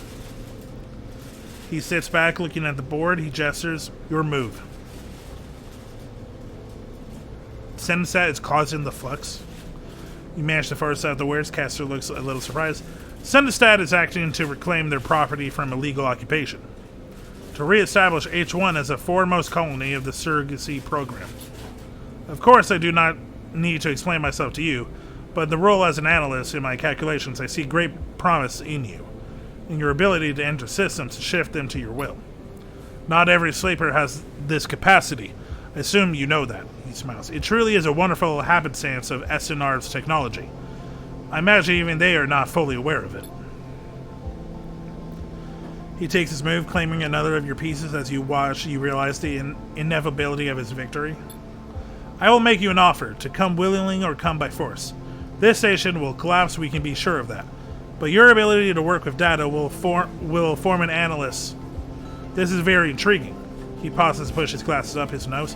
Very intriguing indeed.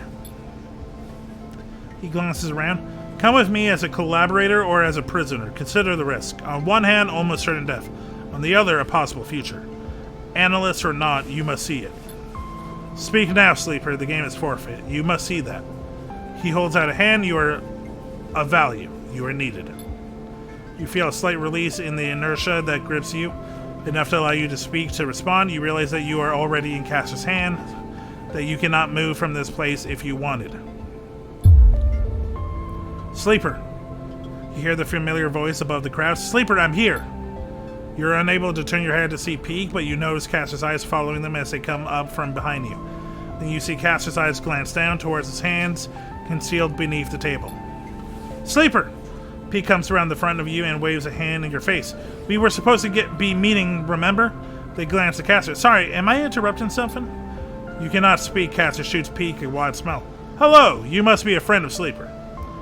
You watch one of his hands lift. It close to his body, some dark shape concealed in it. A weapon. You try to scream the shout, but Caster's attention remains partially on you, and while it does, you can do nothing. Pete glances at your static form. What's happening here? Sleeper? They put a hand on your shoulder. Are you okay? As Pete stares into your eyes, you see Caster behind his hand, lifting the dark object and folding. In the split moment it does, you feel his attention shifting to Pete, shifting away from you. As you do, you feel the inertia lifting, and you know this is the only moment you will have to act. Shove. Yep. You lurch forward wildly like a sprung trap.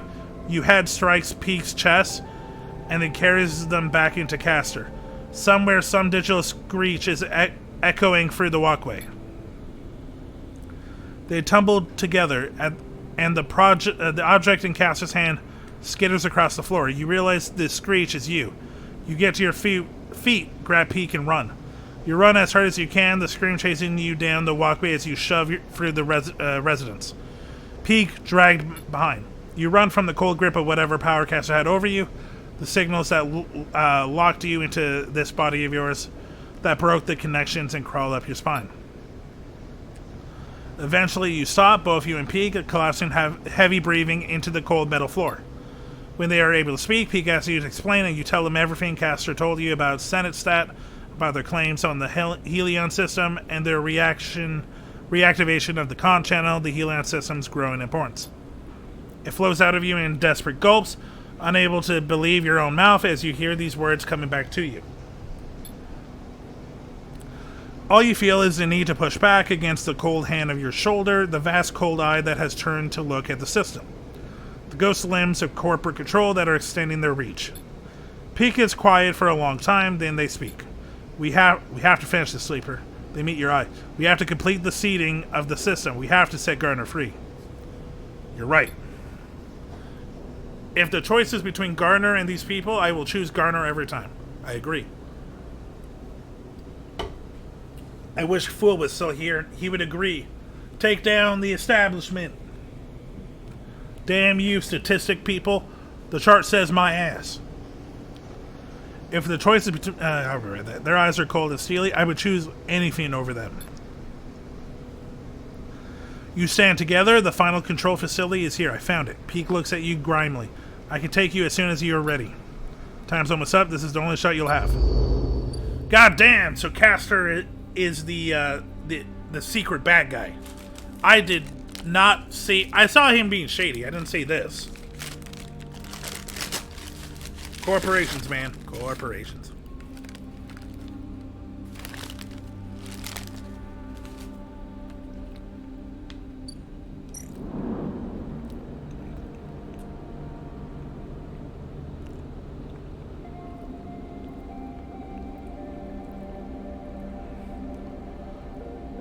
I mean, yeah, there doesn't really seem to be a reason to pick one or the other.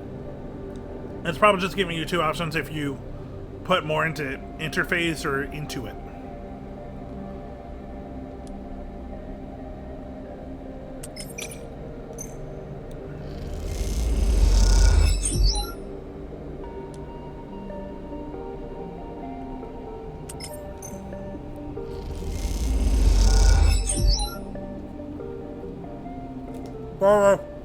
Yeah.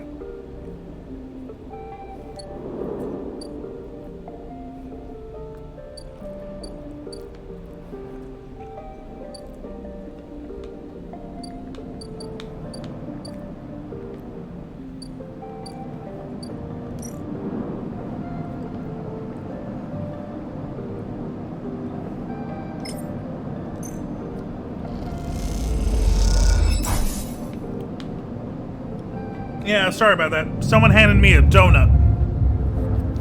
And now I'm eating the donut because it looks good. It's a blueberry fritter.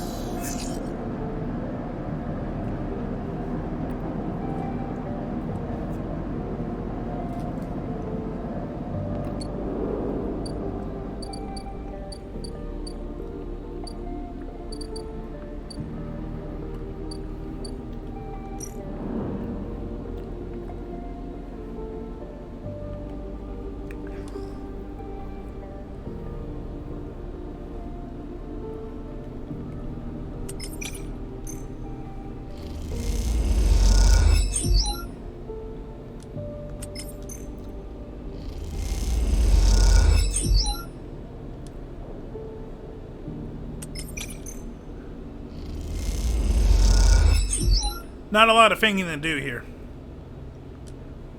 It's pretty simple.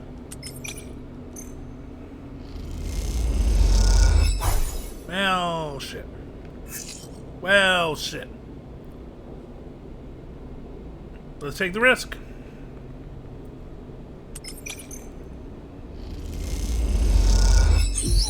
Yay, we got it. Okay, give me a second.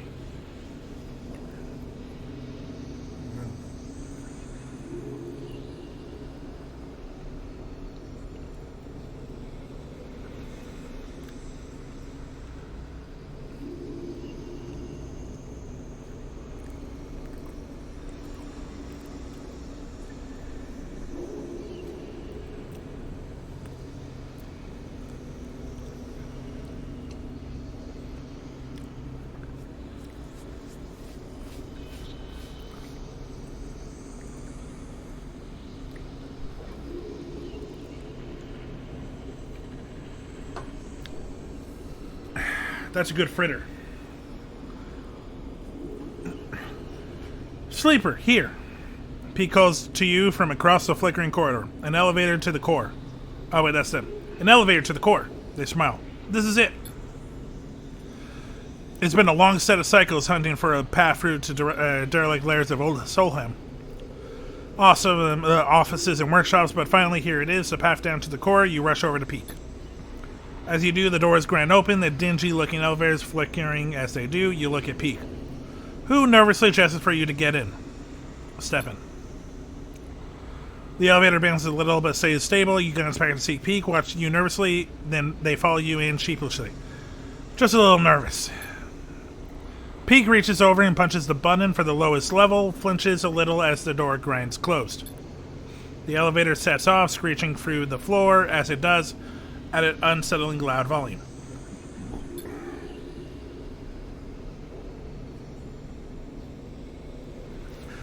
I'd feel more comfortable if we spoke. Peak raises their voice over to the noise. It's not going to be a short trip. How's Ash? Peak pauses. I was thinking more like small talk, elevator talk, they sighed. She is packing. They rub their eyes. Once Ash has set her mind on something, well, you know. You know her now. You know what I mean. Screeching elevator fills the silence. Will you leave with her? Peak thinks it for a moment. I don't know, Sleeper. I honestly don't know. Part of me wants to run to keep running for as long as I can. I'm used to that. But another part of it is done with that. It's done with denying my past, my history. If I ever want to feel complete, to feel settled, don't I need to somehow resolve the person I was with the person I am now? Pete goes quiet, and you do too. There are too many possible questions, too many possibilities before you. It just seems easier to get on with the task at hand and leave the consequences for later. The elevator screams to a stop and the doors ping open with a strangely cheerful beep. You glance at Pete, time to move on. You both walk out into an atrium still lit by some ragged-looking light panels on the ceiling. Once simulating a summer sky, now degraded into a flickering blue and white tapestry of glitches. Pete crosses quickly, making a beeline for the large doors on the far side where you can make out a fading sign in massive peeling letters. Central Control. You follow, helping them lever open the partially powered doors until the motors kicked in and they spring to life. Flooding open, you and Peak tumble through across the damp metal.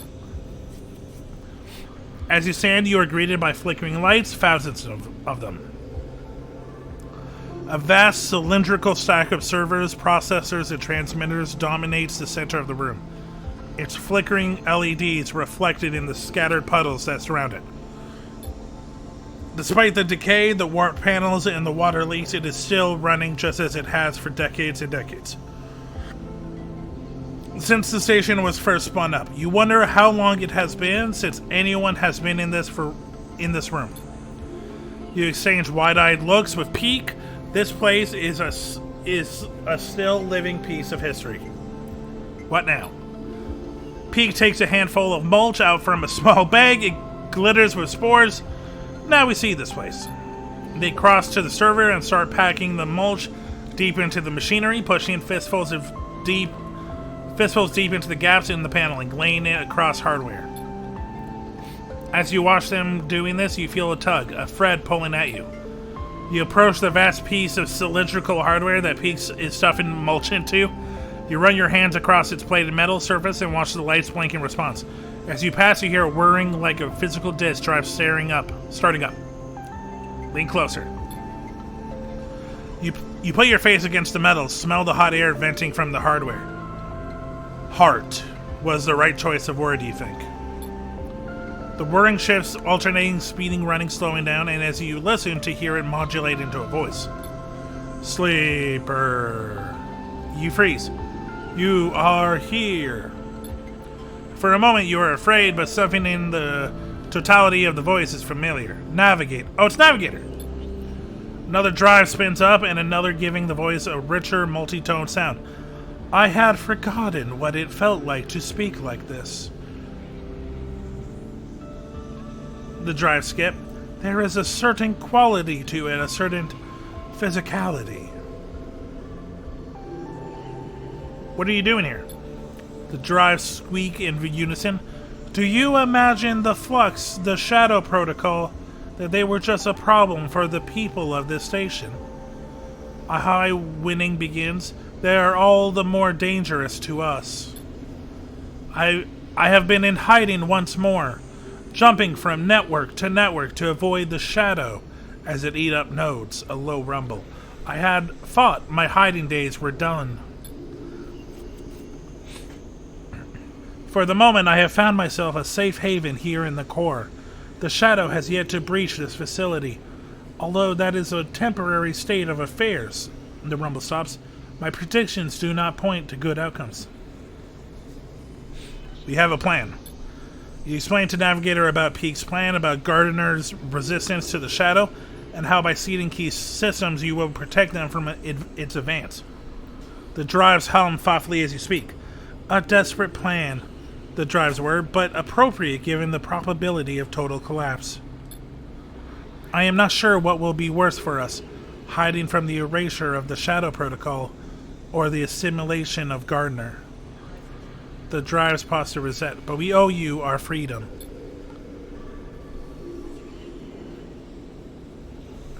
I will do what I can to guide the Gardner into the systems you have seeded. Pause. It is correct to do so. Thank you. The drive squeak in affirmation. You have notable persistence, Sleeper. Even with such a poor probabilities of success, I will be curious to see the outcome. The drive squeal, the motors giving out. This cannot be sustained much longer. Good luck.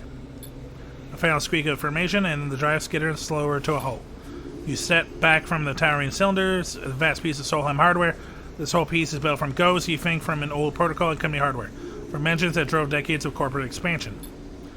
Is the eye proof that they can be shifted, bent, forced into new configurations that allows for new ways of living, or is its inevitable collapse proof that the engines of expansion can never be anything other than a corrupt foundation? It seems to depend on who you ask. Done! Peak shouts, breaks your line of thought.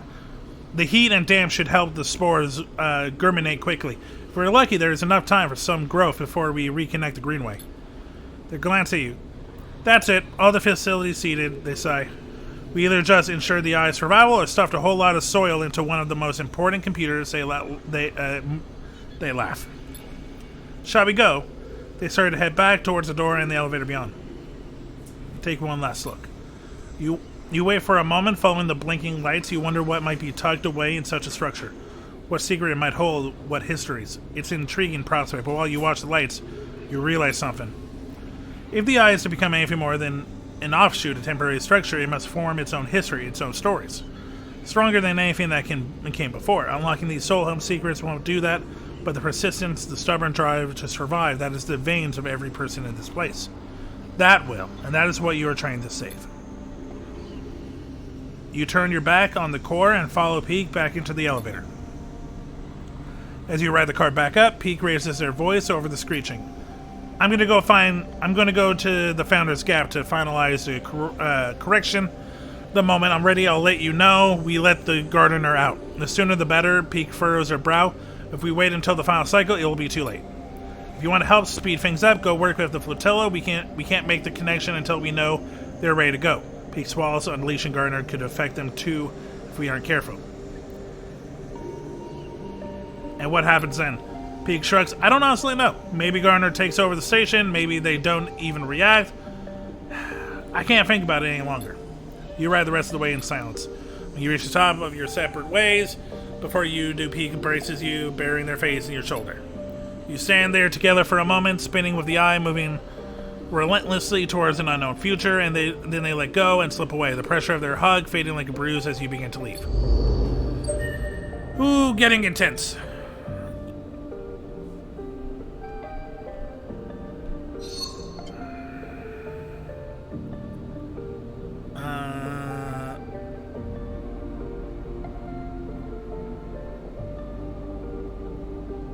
Engage. Oh, god damn it.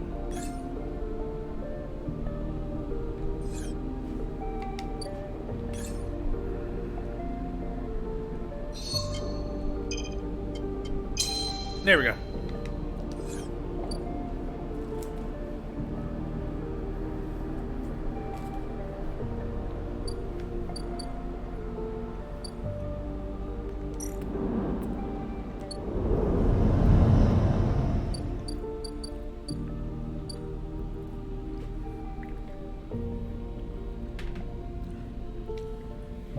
Hey Venom, how you doing, bud?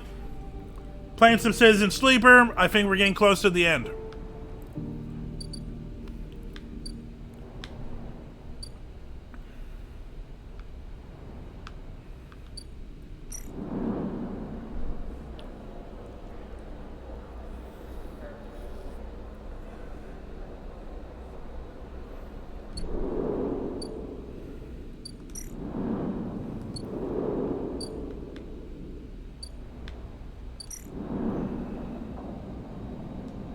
Oh wait, I need to go buy food.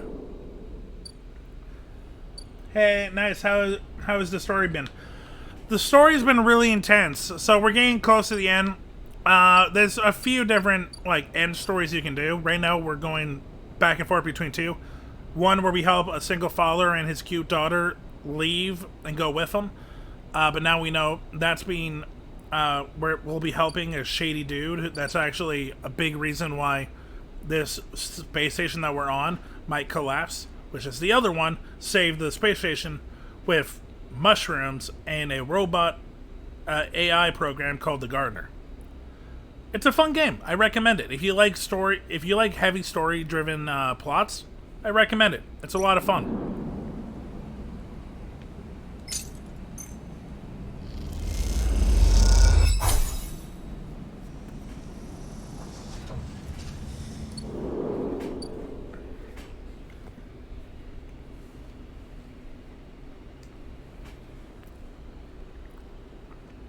So, we made a deal with a shady dude that's actually a part of a really shady corporation. We got IDs for both of them. They're going on the ship. But we have to go with them and be pretty much a rat for them for information.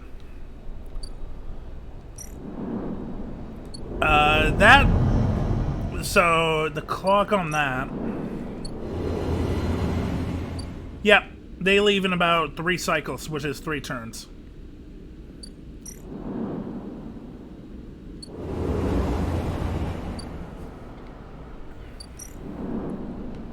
So, honestly, that is the ending I want.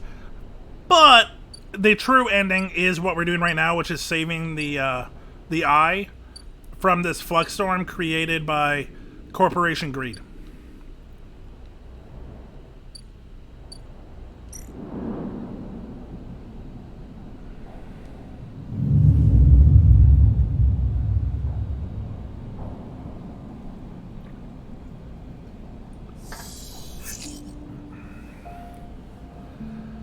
Okay. Let's get as much done as possible.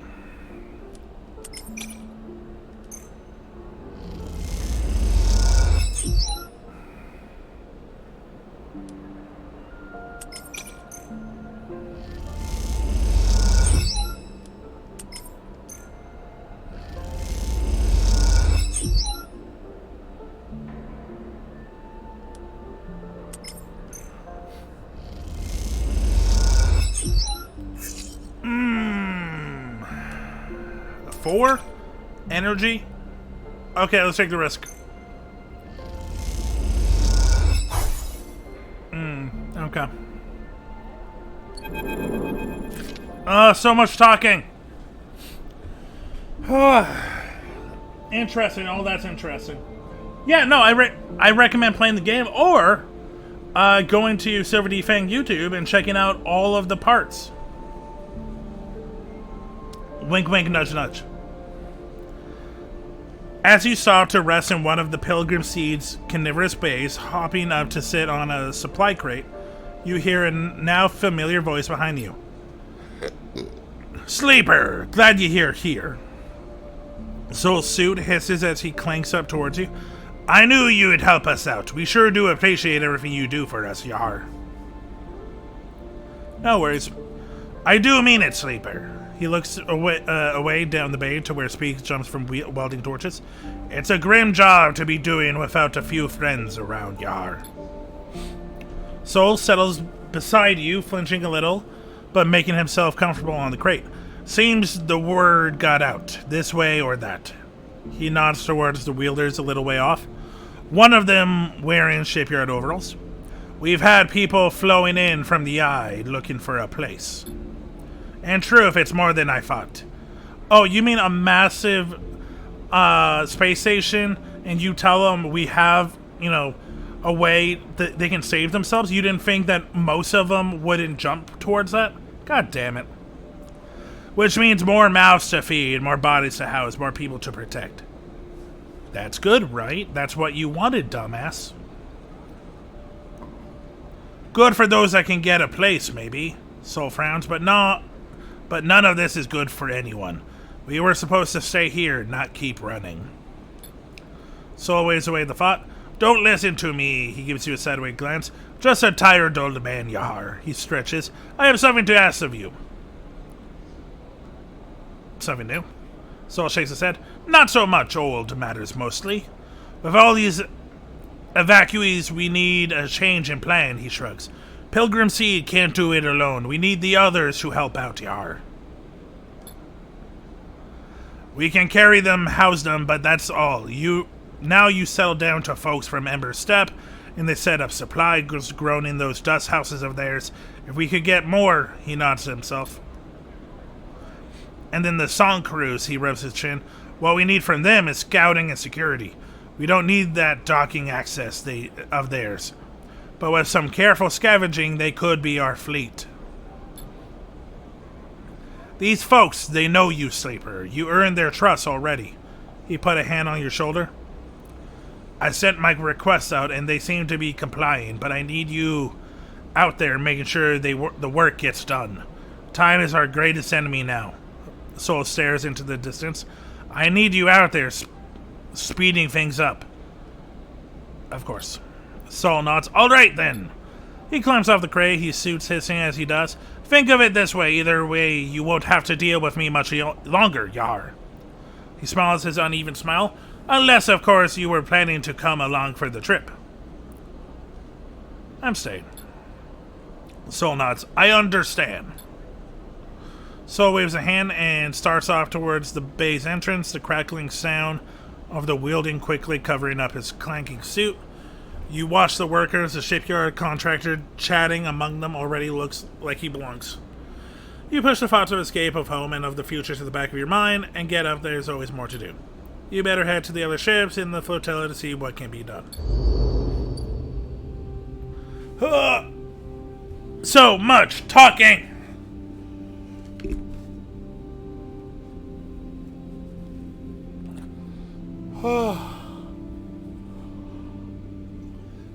So, I've been streaming for 2 hours, and in the 2 hours, I think I've had 14 conversations, and Citizen Sleeper does not back down on using hard words to say.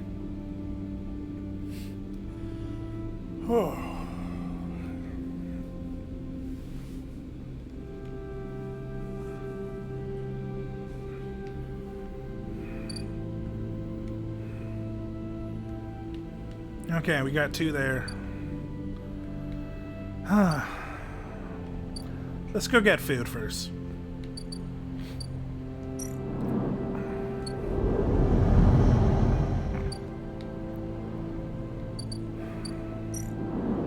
Mushrooms.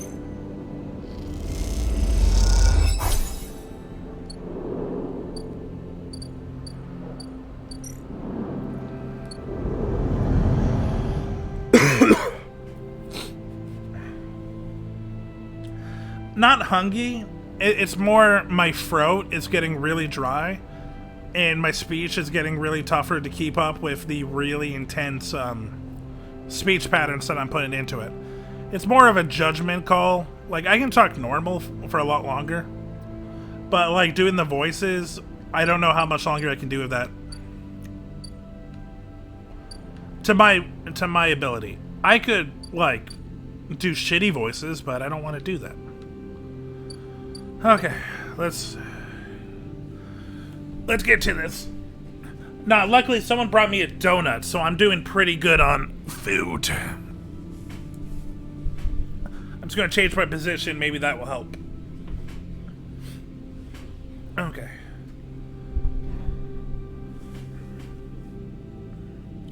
Aki! I knew you'd come.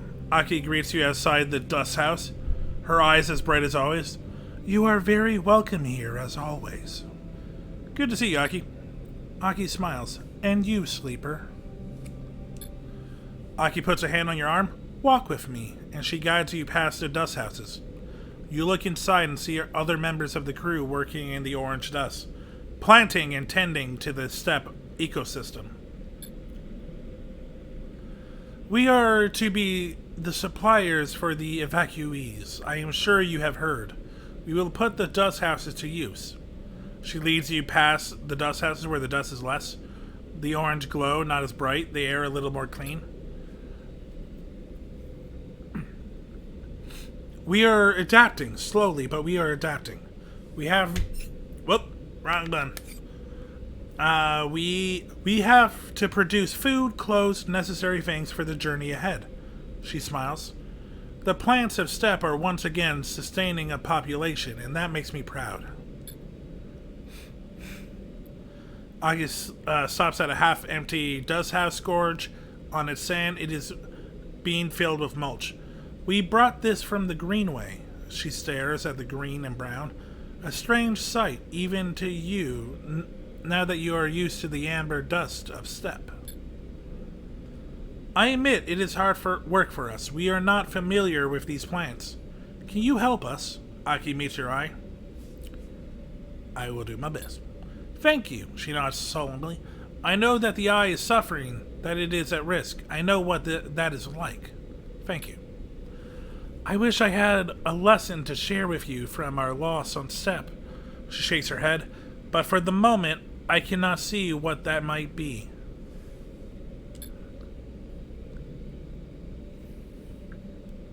She gathers herself. If it gives you meaning, the work here is steady and worthwhile. But if you do not have time, she smiles a weak smile, I will not blame you. Hold on to your memories, but not too tightly, she pauses. Sadness will never sustain you.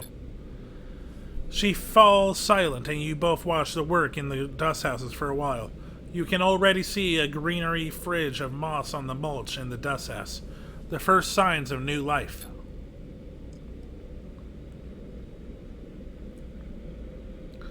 Will you soon be like the people of steppe, leaving behind a home? Or will you be stubborn and hold your ground, despite what it might mean? You wait a little longer with Aki, the moment welcomes suspension in time. A rare moment in the rush towards an end. You glance at Aki and she puts a hand on your shoulder in solidarity. After a short while, Aki sighs. It is good to see you, Sleeper. Perhaps we will see each other again before we depart. She walks away, fingertip brushing against the glass of the dust house window. Aki turns back to a moment as she wants to say something, then thinks better of it and turns away. Okay, now for our Louisiana friend. The docking access is in chaos when you arrive. The staccato bursts of welding torches, the shouts of crews gathering the rapid flow. of supplies and kit from the dock to dock. You can tell already that news of the flotilla's imminent departure has reached this place before you. Come to join the Exodus, sleeper? Peter approaches you from one of your working crews, a smile on his face and a lightness in his step you haven't seen before. Not quite. Peter eyes you. I suppose you are here on Soul's order again. He winks at you. Nothing Ember's Hoof like to do more than ordering people around. I'm here by choice. Fair enough. Just your time, it seems to always be a cycle or two after we get some request from the host ship. He shrugs an exaggerated shrug. Must be a coincidence. Well, Soul has his lucky anyway. He requests for us to dismantle the Axis and be the vanguard for the flotilla. Onward journey to the Starward Belt, aligned perfectly with our plans. Stay silent. If we can build our escape and make the Herf ship think we are complying with their orders, at the same time, then it's a 2-in-1 for us. Peter shakes his head. Those idiots will never see it coming. Fuck you, Peter. We are our own flotilla, sleeper. Peter, so is that your own supplies that you have? Your own food? No, it's from everyone else, you dickweed. We aren't going to ourselves the heart to step any longer. Why would we? To help them? Peter scoffs. They're taking on evacuees from the eye. That's what I heard. So how about they help themselves before they ask us to make up for their own bad decisions? Peter looks down. Look, nothing against you or yours, sleeper, but we have to get out from under the shadow of Step and Song. So what you're saying is our petty history is worth killing your people. Fuck you, Peter. And this is the time, Peter grimaces. We won't let the flux catch us again, not a chance. And for the first time, you see fear is in his eyes. Want to help us make that leap? Grab a torch, talk to a crew. You're welcome to it, Peter says. Every person here is free to prove themselves. Let's see. Peter nods. Just a stop on the road, sleeper. I'm afraid that's all this was. Peter glances out past the docking access through the outer windows to the stars beyond. A lot of space out there for these willing to take it. He looks you in the eye. I hope you'll be around before we go. If not, he smiles, stay strong. And with that, Peter thumps you on the shoulder and heads back to his crew with a purpose, a direction visible in every step of his rapid stride. What a dickbag. The crew of Ember's Song are effective but headstrong and stubborn. They need direction and management. As the docking access is dismantled and the individual ships refitted as much as the materials as possible need to be reclaimed. The ships from Ember's Song will act as scouts and security for the evacuees. That means dismantling. But we just been told that that's all a lie.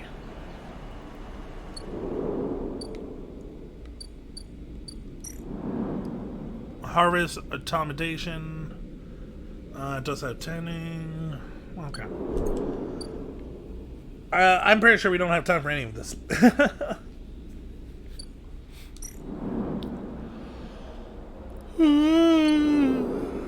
Yeah.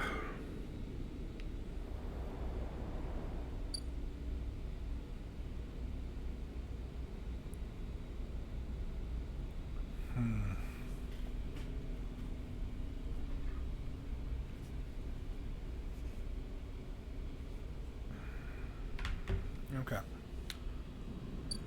So I'm looking at the time. I think there's too much to be done in the half an hour we have left. Or 45 minutes.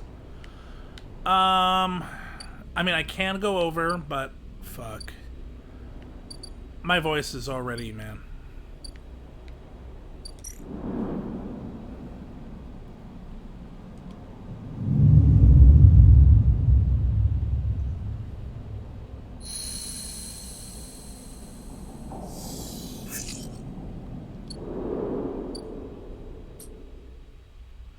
So I'm thinking, yeah, we're gonna call it here, and then we're not done.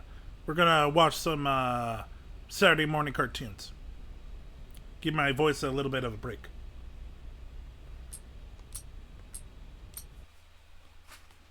Okay, let's go here for now. We go here. We go here.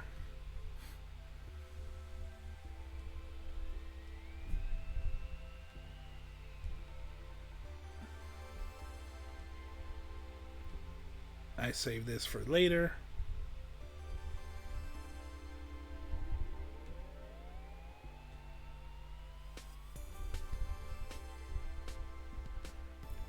I hope you guys are enjoying, like, Citizen Sleeper. I know a lot of you haven't really been keeping up, but it's really fun. I do recommend it. It's on Steam. It's also on Switch, actually. It's a fun game.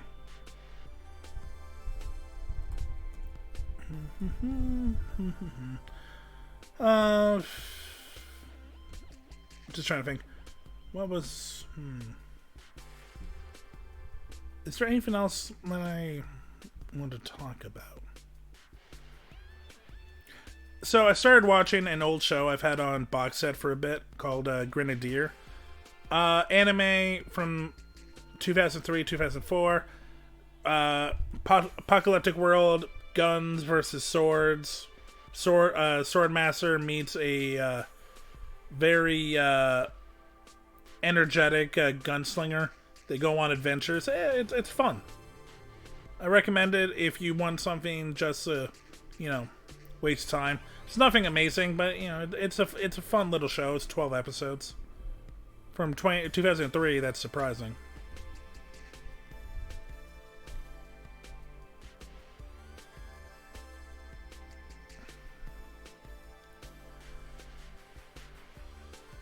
There it is. I was looking for a certain video.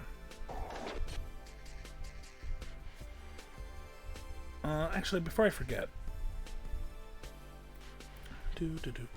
let's swap this over to just chatting.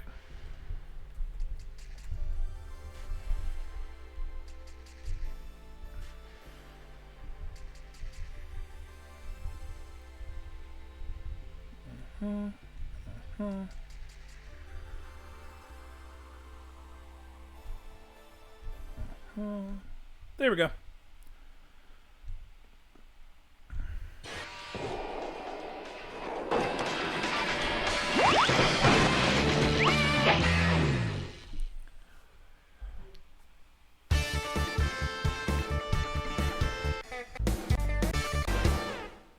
What's up next? I actually don't remember. Stirring up a little Halloween trouble? I almost forgot the most important ingredient. You're watching the Kids WB Haunted House Halloween Bash.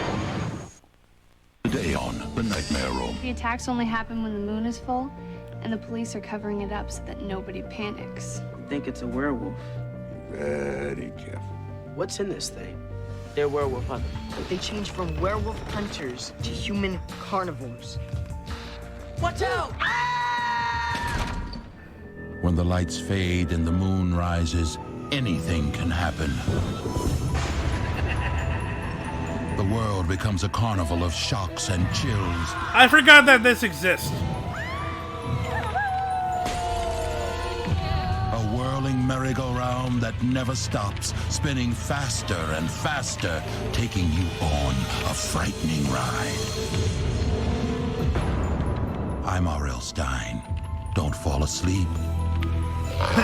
Or I'll get ya! Or you may find yourself in the Nightmare Room. Yeah, that's what everyone wants to hear from an old white guy. Watch out, kids, he has a nightmare room.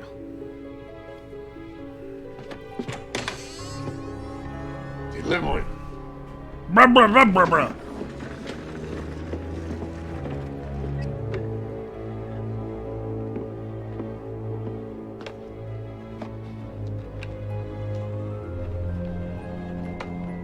Shine here. Not to use those. Please, be very careful. We're hunting werewolves. Motherfucker forgets to close the door every time. Let's see.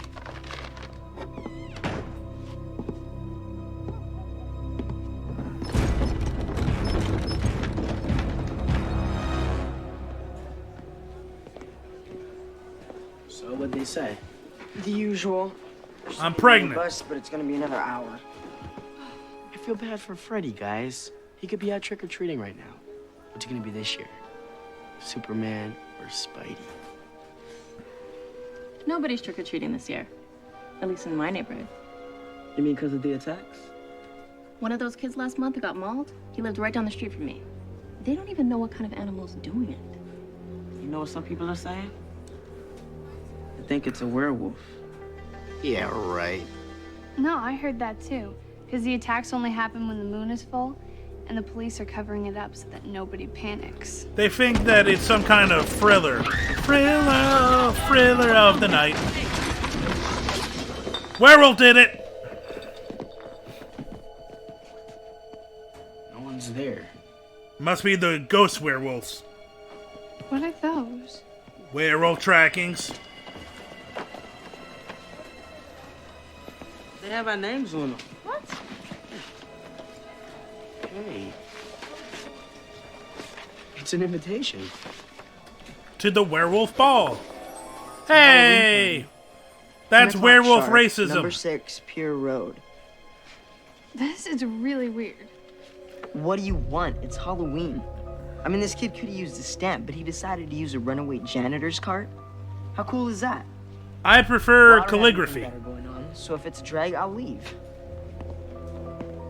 Yeah, you guys gonna dress up? Absolutely. Yeah, sure. What a dick.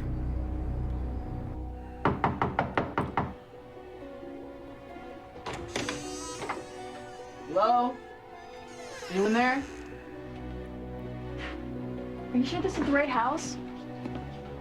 I'm guessing yes. Check this stuff out.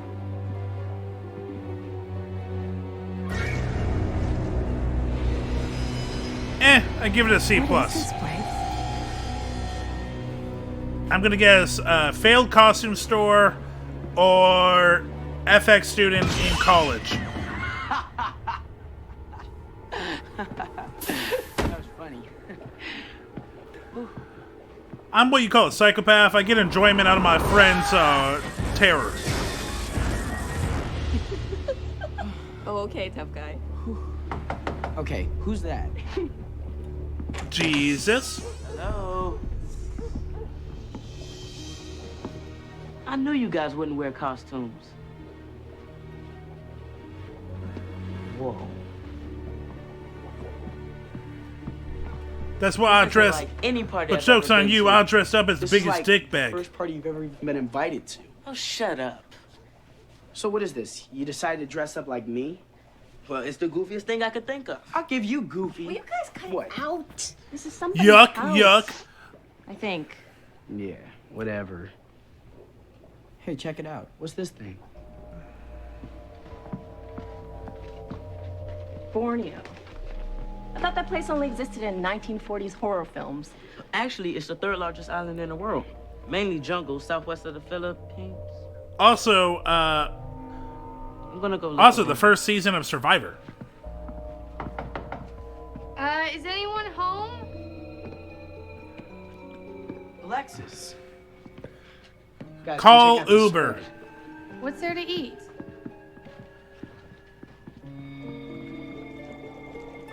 Gross eyeballs! I am going to so throw up. I'll be honest. It wasn't snowing when I was out for a walk. Where'd this kid get all this stuff?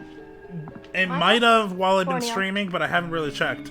From what I've Bobbing for apples? seen, nah, it's not snowing here. No way. All this cool stuff. Why would Is that fur? some of them have tails? Gross. Nothing like bobbing for squirrels. In Mother Russia, apples choke you. I am out of here! How'd you get under there? Oh, I crawled when you were looking at the crate. So how do you guys like my place? Wait, you live here? Well, not yet. My parents just bought the house, and they were going to start renovations right away, but I got them to wait until after the party. But listen, I got to get this hand off, so if you're hungry, there's some food under the table.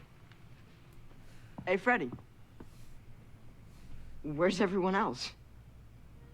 There is nobody else. So you're saying it's just us? Okay, I'm out of here. No, we gotta stay for a little while. I mean, he went through all this trouble. Well, either way, I'm gone in half an hour. Curfew. You got a curfew on Halloween night? Because of the animal attacks. There's another full moon tonight. Well, look, let's at least get some food. Okay, so Let's see what we got here. these guys act like they've known the kid for a while, hungry. Raw meat. but this is the first time they Maybe it's know barbecue. about his place, Barbecue. You know, and he only invites these four. I'll tell you what the deal is. One of you knows firsthand about those animal attacks. One of you is the werewolf. And we're not leaving this house until it's destroyed. Oh, wait, the beginning said there's a werewolf hunter. Okay, they're werewolf hunters. He went to the school to hunt down one of the werewolves. Okay, I think I get it now. Caution. I asked yet because Monsters in it's training. definitely supposed Fight them, to black scary monsters. hit Don't have overnight. Warning. Yeah, not yet. Kid on the loose. Incorporated. Wow, Millhouse, that frozen black cherry's turned your tongue black. My tongue's black too. Let me try. Hey, Let's have black Give me- tongue. This Halloween, the Simpsons are at Burger King. Now in every big kid's meal you can get a Simpsons spooky light up. They gleam, there is scream, and you can collect all 15 at Burger King. Where else? I'm a little jealous. Those look actually pretty cool.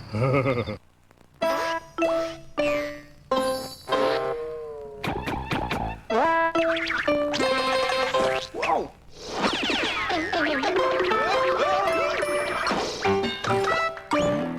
Made you smile. No, you actually didn't. It's frightfully You fun failed, time. Ronald. What could be better than filling up your McDonald's Halloween pail? How about emptying it out? Okay, You this can is get your cute. Halloween pail by sinking your teeth into a Happy Meal. Relax. Ketchup. Okay, that's really cute. How's your collection of Kids WB C-Tunes coming? C-Tunes are virtual trading cards that you can collect, display, and trade online. Best of all, they've got your favorite Kids WB characters on them. This week's C-Tune is me. I don't know what surprises me more. WB C-Tunes, you'll need a special C-Tune code. That Watch Toonami weekdays and we'll this give you the exists, code. Then, or that I didn't know kidswb.com. about it. This is something Click I on would the have atom eaten and up start as a collecting kid. your Kids WB C-Tunes. C-Tunes. Collect them, trade them, master them with Kids WB. Hey, little M&M's. Wow, great costumes. What are you guys, like 4 or 5? 46. All right, yeah, okay. Here you go. You don't understand, Slick. We're here for the party. Yeah, that's cute. Put your hand down. Sharp dress coat. Cats with new life. Watch the Wildcats as they try to put the bite on the Huskies today at 3:30 on WB6 and 61. So is that guy Time to learn racist Chinese against with young Jackie people, Chan. short people? The Chinese word for ouch is ow. Catch Jackie Chan Adventures, all new today at 9, 8 Central and Pacific on Kids WB. Thank you, Jackie. I learned so much. Being a baby. Oh. Kids WB is back. Ow.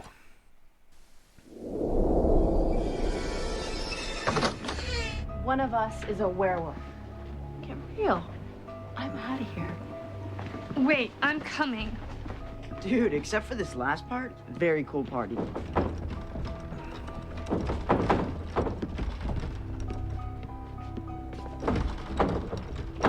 You locked us in? I said nobody was leaving. And I wasn't kidding. Oh, so you barred the windows too.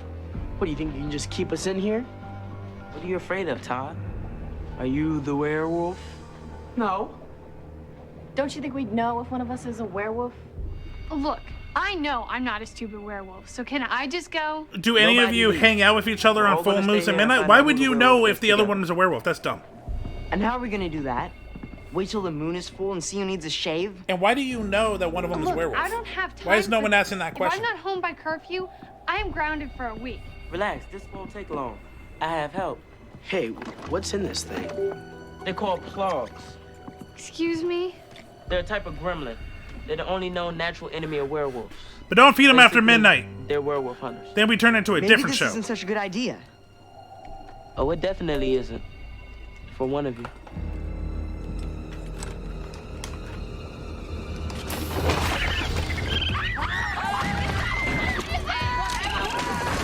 So they're tribbles. Oh, they're tribbles with fart.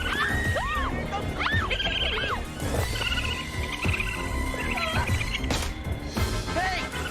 It's in my shirt! Chest burster! Chest burster! Chest burster! Watch out!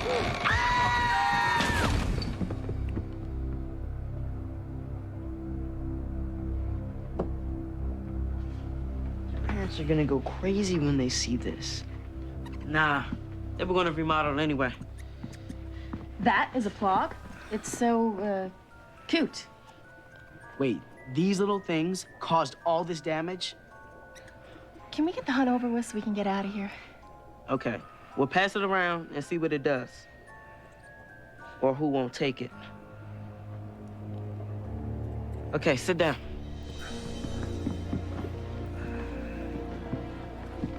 They're all really calm about this.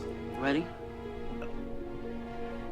I'm pretty sure one of these kids' personalities would be to, even if the bars are on the window, would be to break the windows and try to squeeze through. Or at least yell out the window, being like, "Help! We're being Okay, can I pass it? we're Go being ahead. caged in here." Wait. Why us? Why out of all the people in the school does the werewolf have to be one of us? I am glad that Todd, can you please just take it? No, I want to know first. I am glad that someone asked, but this is kind of obvious that One it's of the one kids of you attacked two. last month was my little brother. Oh, no. It happened near the school, before the late bus took us home. There was a full moon that day. You could see it in the sky all day long. Yeah, but there's got to be plenty of other kids around the school besides us. There were, and I checked them all. But you four are the only ones left who could have done it. Okay. Well, that actually is good reasoning.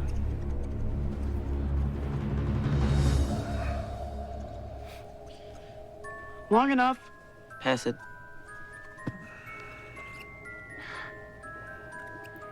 So cute. It bit me. What? I mean, of course, it's the one with the curfew. So you guys think that I'm a werewolf now? It was kind of obvious. Come on, give me a break. So is that what was supposed to happen? Is that how it hunts? Guys, you can't be serious. It bit her and it didn't bite the rest of us. Well, I don't know why it did, but it's not because she's a werewolf, which, by the way, doesn't even exist. Hey guys, I think I know why it bit Alexis. Freddy, when you ordered these things, did you read what happens after they're exposed to light? No. What happens, Dex? Within 20 minutes of exposure to light, they change from werewolf hunters to human carnivores. People eaters. How the fuck does that happen? Unlock the doors, Freddy. Come on, let's go. Why are we going upstairs? We have to get to the security system to unlock the doors. Okay, that should have been a part. Forgot about that one. That should have been a part of, like, when you bought them online. Oh, by the way, keep them in a dark space. Okay. The security system runs off the computer. All I have to do is cancel it. Hurry up. Hey, did you hear that? Is that a plug? It didn't used to make that noise. Of course it's That's a because plug. It's getting bigger. Apparently, How did that happen? apparently it knows how the computer works. Being Something from ain't the power Borneo. cord. Oh, okay, that makes more sense. Does that mean what I think it means? We're trapped. The Porg is half robot. Let the games begin. Bon voyage. Remember when Warner Brothers was cool you know, before Discovery bought them and turned them into disgusting The monsters. chase is on with Scooby-Doo and the Cyber Chase. Now This on is video cassette and this was a DVD. fun movie. While pursuing a ghostly computer virus, Scooby and the gang get zapped into a computer. Honestly, it's still probably one of my favorite Scooby-Doo products. New monsters. It's such a fun All new movie. villains. Stop that dog. Just relax. All new movie. Scooby-Doo and the Cyber Chase. Now on video cassette and DVD. No way. Oh my god, Tech Decks! So dumb, but so much fun. Tech Deck Magnitude. Featuring magnetic feet and rolling wheels. Each sold separately. Thanks. I actually remember the Magnitudes. Now They you were- could win a Hogwarts Castle adventure or That was my $5 jam, movie man. cash instantly. Look for the game piece in specially marked 10 packs of Minute Maid coolers. For a free entry, write to this address. Oh my Many will God. enter, few will win. Oh my god. Jeffrey could be coming your way. With Harry a $20,000 Potter mania. Toys R Us birthday prize package, including a shopping spree for you and your friends, a college scholarship, and Okay. a party at Toys R Us. You will enter. Up here. Hi, is Brian home? Of the cloud. I'm the one who's a descendant of Cloud Reed. This week, this power will be awakened. Release the light! Recharge your power confined! There are days in Oh. your life you never want to Okay, forget. the audio in this one isn't too bad. We were always looking for a new adventure. Sometimes you find it. And sometime it finds you. It finds you. Did they just say that they killed kids and turned them into an eternal carnival? Grandpa, hasn't there always been this much fun? Oh, it just keeps getting better. You've heard the phrase, elephants never forget. Unfortunately, people do. There are 85,000 people in Arizona living with Alzheimer's disease. It has affected my family, and it could affect yours. Help the Alzheimer's Association support families coping with this devastating By disease buying by a purchasing stuffy an elephant elephants. who never forgets. Unlike the big guys, our elephants are available to you for a small donation. And remember, That the sounds like a Alzheimer's funny story. Association's Grandma, Memory Walk why held do you on have this October elephant? 20th. With you on my Well, team, we can make my a difference sister in our died of community. Alzheimer's, and back in the early 2000s, we bought these elephants for $20 to try to help them. Did it do anything? Absolutely not.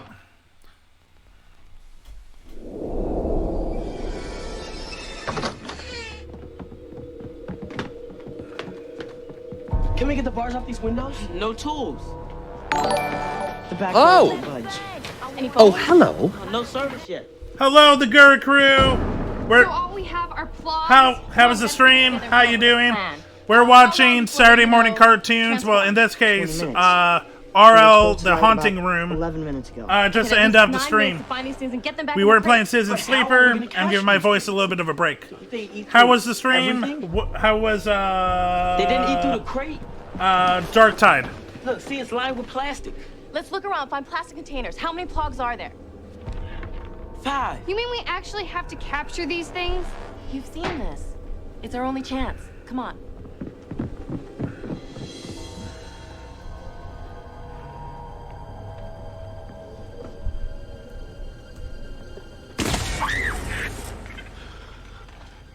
Those things are so freaking me out. Oh, you played some Apex after. How was your record?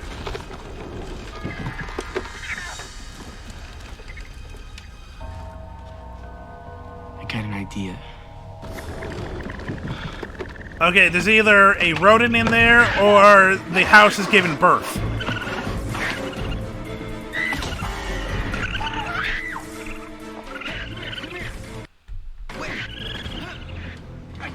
You know, for someone on the football team, his foot control was god awful. Oh, that's fucking awesome! Let's go! GUR made it to Plat 1. Everyone, woo!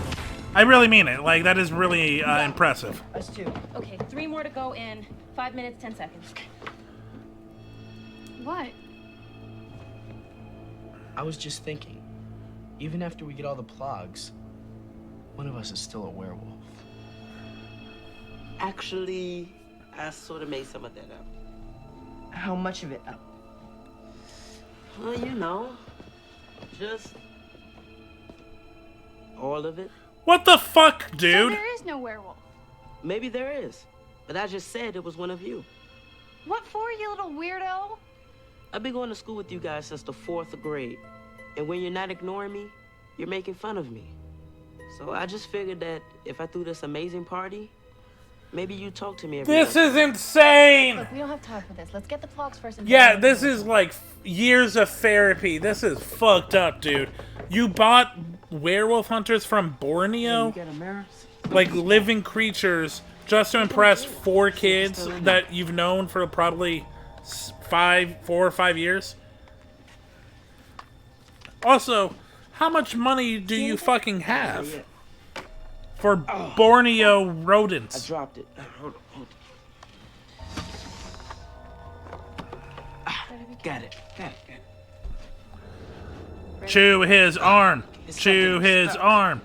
He said there would be a werewolf, and there's no werewolf. Ready.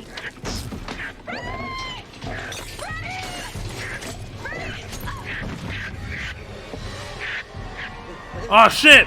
No! Take my arm! Take my arm! Don't aim right in front. Take. How much time left? 2 minutes.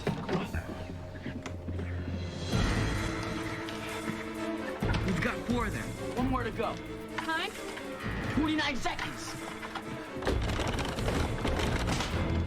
It's supposed to be plastic. This is all I can find. Come on, guys. Come on. Come on. 40 seconds. We can do it. We're gonna do it. So they can destroy metal, but they can't destroy plastic. What are they, turtles?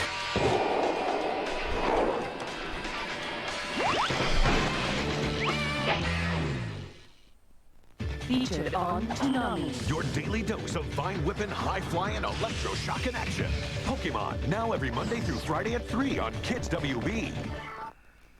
Want to join Jackie Chan's newest Shadowcon stopping superheroes, the J-Team? Oh, Then watch season 1. Jackie Chan Adventures throughout November to discover the way of the J-Team, secrets of mind, body, and heart.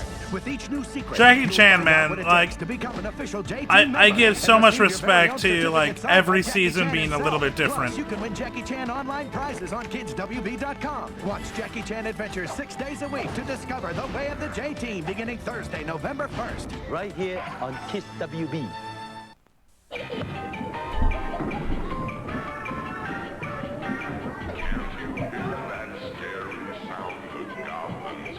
Ooh, Tibbets. Fake Tibbets. Halloween munchkins from Dunkin' Donuts. Grab some, if you can. Stop by Dunkin' Donuts and pick up 50 delicious Munchkins donut hole treats for your Halloween gathering. Thank you very much. I'm here on Friday. On Friday, November 2nd, Oh my the God. night is over. Shrek is finally coming to video. Shrek. So if you believe in having a good time, Fuck. you can believe in Shrek. You can be the first to own it on November 2nd. Rated PG. God damn. Just thinking, like, 2002, man. 20, like, 22 years now. Mathematics we know, God, man. The more Such a time. opportunities we'll have. Do Oh, math, 1990 and to you can 2002. do anything. You want action? We got action. Pac-10 action. U of A Wildcats take on the USC Trojans today at 3:30 on WB6 and 61. Meh. Welcome to the Kids WB Haunted House Halloween Bash at Wayne Manor. Can I help you? We're here for the Haunted House Halloween Bash. What are your names? Jesse. James. And Meow. Sorry, you're not on the guest list. What? Didn't you RSVP? No, I thought you RSVP'd. I'm gonna miss this party because of you, lame brains. Oh dear. The Haunted House Halloween Bash continues with Random Investigators. Next. We're here for the party. Don't even try it. Wait a minute. Kids WB is back.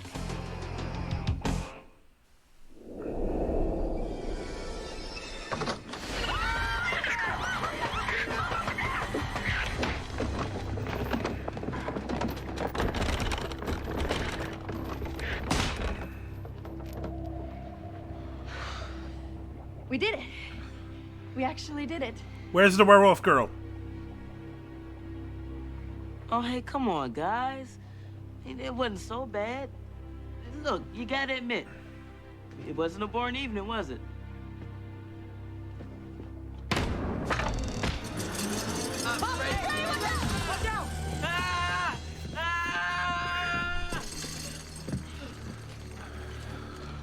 Okay, rule number 1. Never order anything from the island of Borneo. One thing's for sure. This definitely wasn't your typical lame Halloween party. Oh no, we're so trapped. Maybe not. With all the electrical shorts, one of them had to trip the security system. Yeah, I'm out of here. See you at school? Not if I see you first. So, see you in school. All right. Hey, where's Alexis? I don't know. It's almost her curfew, too. So I'll go find her.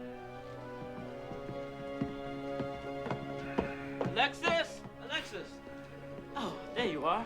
Guess you missed your curfew, huh? Yep, saw that coming. Oh,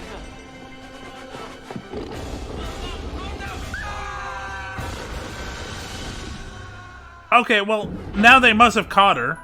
Because it's fucking obvious that's her. Halloween isn't just kids in costumes collecting candy.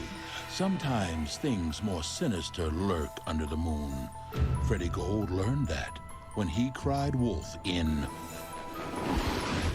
the Nightmare Room. I mean, I think the actual, like, message is, your friend might be a serial killer. Just saying. Okay, what's the next one? The Haunted House Halloween Bash on Kids WB.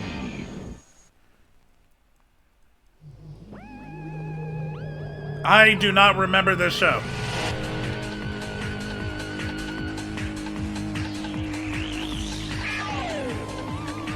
Okay, this is a style.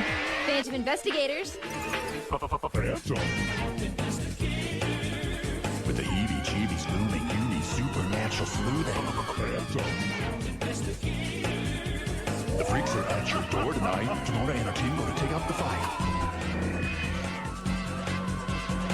What is the style of this show?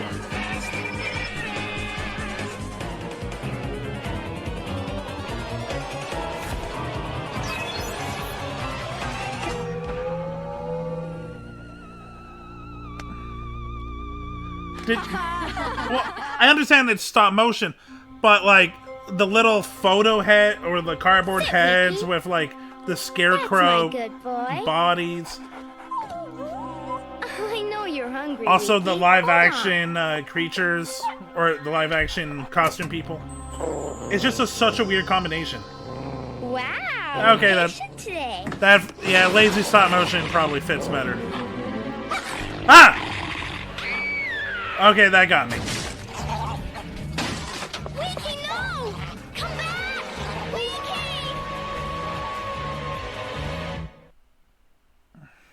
Make a... No. These are cute. What is this for?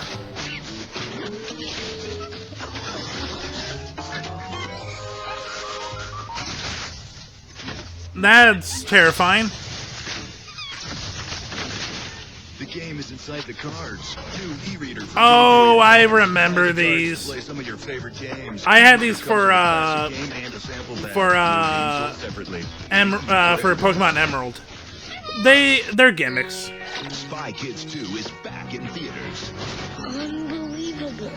This weekend, you're invited to the most exciting adventure of the year. Then let's go. Spy Kids I wonder 2 if the creators of this kooky little movie realize how many spin-offs and like merchandise would be from this little idea of a brother-sister secret to agents. escape on the Slave One. New Star Wars action figures. Figures in vehicle each sold in the stores now. So, which job are you applying for? There's more than one? A couple more. Wow. High school graduate, right? Oh, no, I dropped out. Oh, well, that kind of narrows it down. you may be in luck. We have one opening, and it's in advertising. All right. Yeah. Go to OperationGraduation.com. I have way too many things to say about that and how disgusting and manipulative it is. Also, oh my god, Young Smallville. Fuck. As someone who watched this show episode by episode, it was a thing. Like, Smallville was both beloved and hated while being on. It was such a weird concept. It was really the beginning of the CW effect, where you can make any kind of show into a teenage rom-com. It's yours, Casey. Casey, my man. Hello? Anyone home? Whoa, that frisbee must have whacked him hard. No, I think it was something else. He just froze up like he was zombified. What's wrong with Casey? Oh, Terry Chang. He's been going gaga over her for a week. Casey is in love. Am not.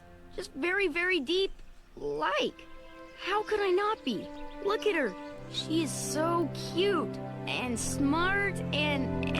Get a grip, Casey. She's just a girl. Come on, dude. All you have to do is talk to her. No way. She's too cool. What could I possibly say to her? I don't know, but you're about to find out. She's coming this way. Casey, relax. Just be your cute and smart, adorable self. What? My cute and smart, adorable self just happens to be a dog. Hey, guys. Hi, Terry. What's up? Hey. Is this your little Poochie? Are you kidding? You would never have a freaky dog like this. I was gonna warn you, keep an eye on him. Lots of dogs disappearing around here. But you're too smart for that, huh, little fella? This is a little creepy and comfortable. You have no idea. Ha! Into windows. Does he have no dignity? No. He's a teenage boy, and his crush is giving is Terry's entertaining right. him. Of course not. Usually there are tons of dogs in the park. See any? I see a lot of lost dog signs. Come on. Lost your dog? I was feeding him last night, and he went crazy. Ripped off the refrigerator door, took my mom's pot roast, and ran away. Great Not day. The pot roast. Nature poodle. He's always been a good boy. Except for that one night here at the park. It was a month ago, first day of school. I was taking Wiki for a walk. And then the dog fights happen. happen. Scary sound in the bushes. Wow, wow, wow. Bow, sugar, wow, wow. 10 minutes later, he came back fine. A strange figure in the woods. Refrigerator door ripped off its hinges. You mind if we take a look? Did Wiki make these marks in the floor? Yeah, I can't get them out. When Mom finally notices, she's gonna flip.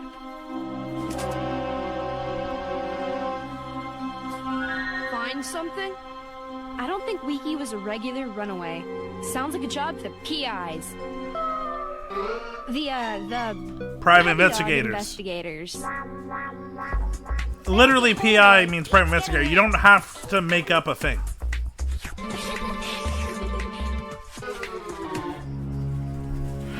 Dude, no judgment to the kid, man. I understand. I would have done the same thing at his age. So what? Poodle prints marking up the linoleum? But only back foot poodle prints. Like he was walking on two legs. Tricky, but I knew a guy whose wiener dog could ride a boogie board. Then what about the hair? It's all wiry and sharp. Not like any dog fur I've seen before. So it's a trick dog with a bad hair day. I'm with Kira. This doesn't really seem like a case for the puppy dog investigators.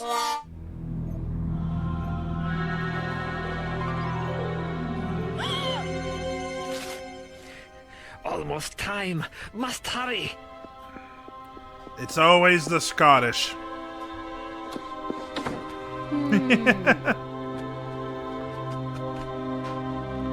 You can change form again. Also, I don't want to see what this dude does at night in his own time.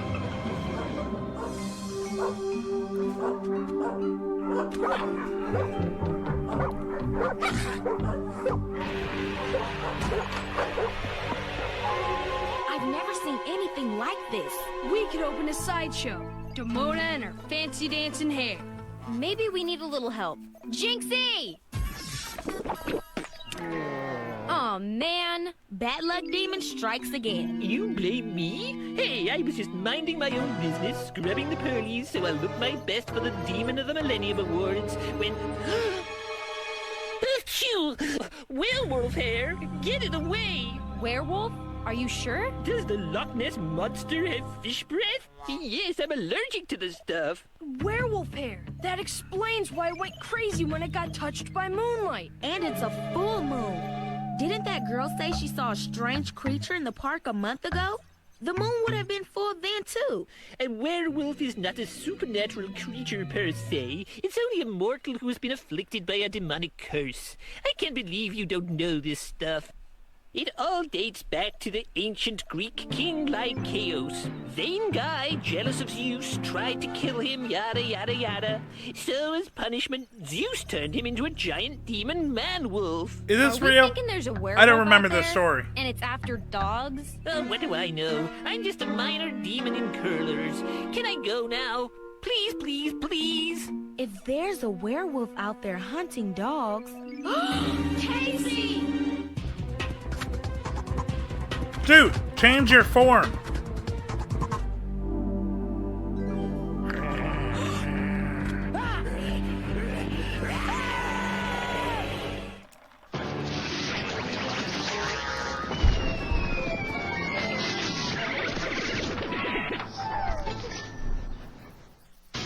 This Friday, who happens?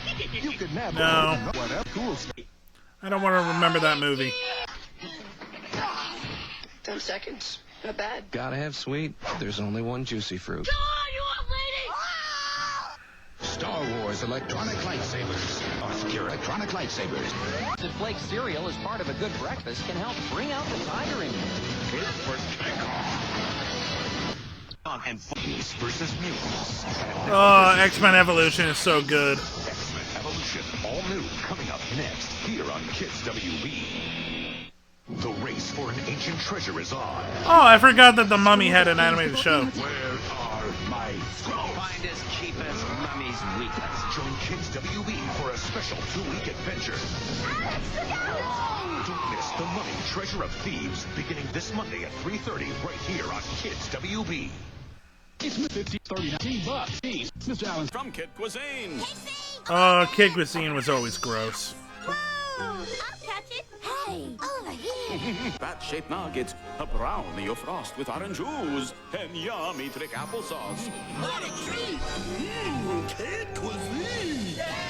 Good discovery, Casey. New Halloween Kid Cuisine. Food and fun all in one. Kang and We've come for Kodo. your freaky floats. God, they're awesome. Well, blast your puny planet to smithereens. It was trick or treat. I was going to say that next. Orange and vanilla. This will please the Alien Federation. The Simpsons are back haunting Burger King. Now in every big kids meal you can get a Simpsons creepy classic. Each has a kooky spooky screen. You can collect all 10 if you dare. Float sold separately.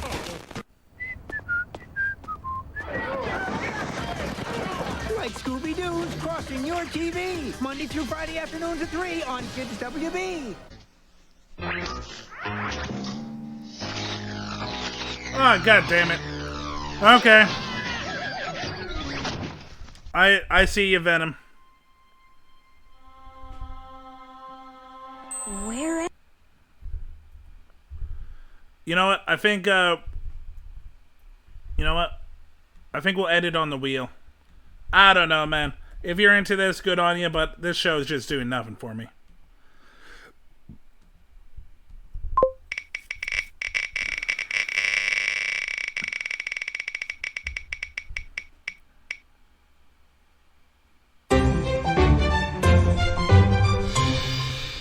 I'll be right back. Count +1.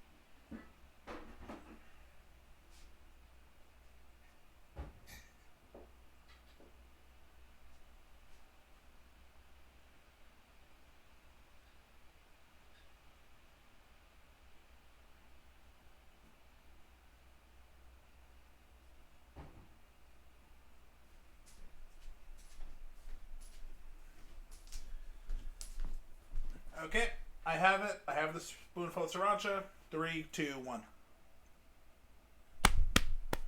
No.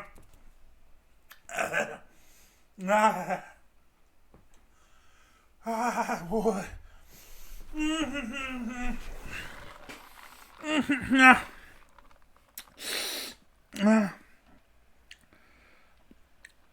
Filled with sriracha. Nah, dude. It's the Wheel of Punishment. I do this for you guys. And luckily, I like spicy food. Whew. And I have coffee.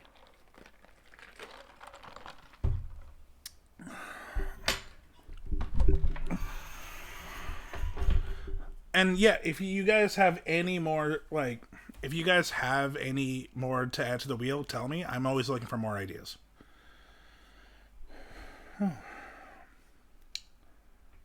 Now, here's the thing people forget. Yeah, it's spicy, but it's also got good flavor. Game change?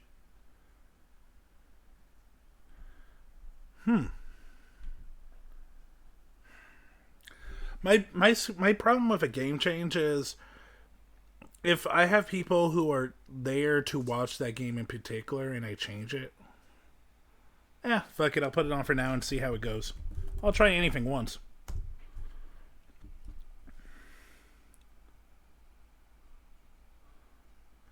Not chat's choice because I might not have the game. What I could do is game change from a choice of 4. I'll give the choices, but you guys can choose from the 4. Okay. But let's go over here.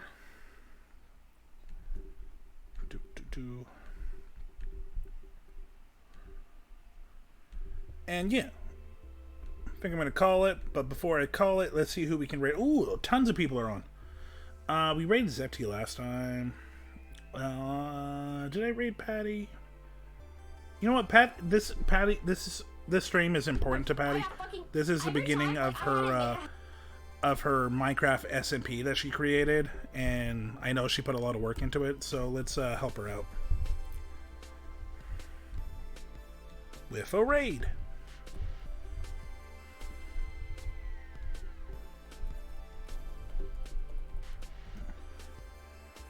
Okay, guys, I will see you tomorrow. We are going to be a part of Perry and Simon's watch along to one of their favorite YouTubers.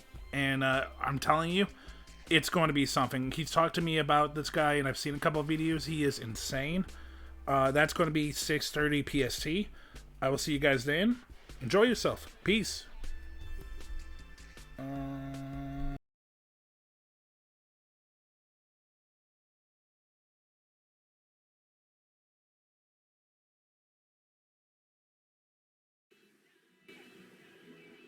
I feel like this needs to be bigger. Hold up. I hear your heartbeat to the beat of the... What is happening? No!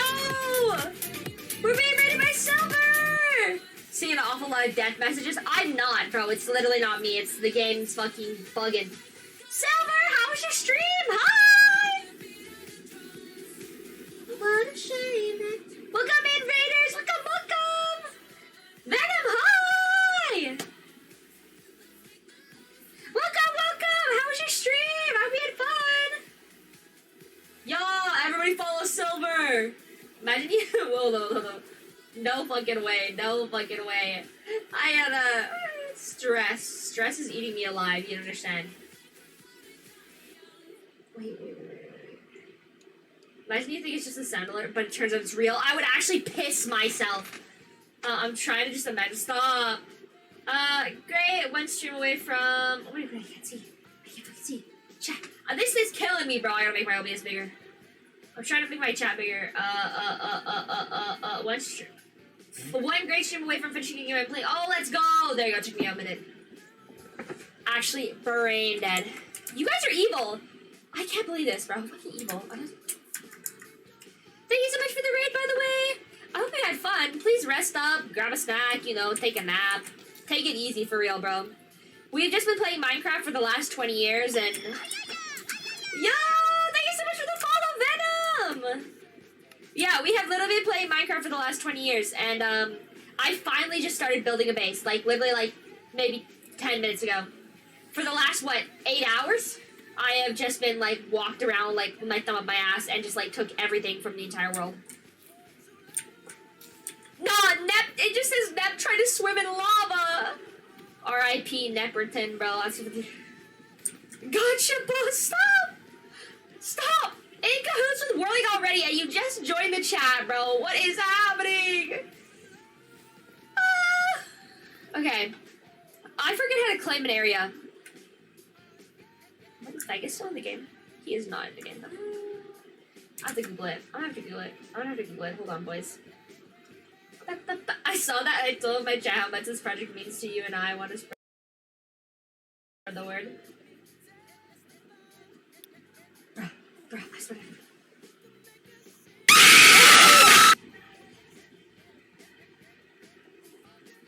It is 11 o'clock at night. I just about fucking pissed my pants. That scream was so loud that I hope it didn't peak. I am... Fuck! Whirling! You motherfucker. Hope your boss catches you on fucking Twitch and gives you a stern talking to. Ah!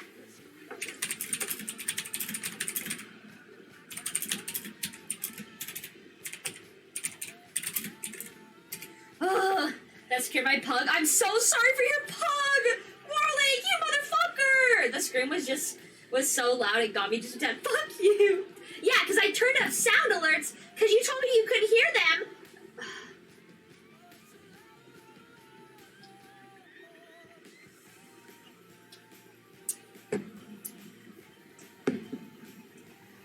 Ugh. Okay. Tap your golden shovel on the ground as you wish to claim area. An area should automatically generate around you. Tap the corner of your new land. Do I have to have a golden shovel, or can it be any old motherfucking shovel? Because I have gold. Hold on.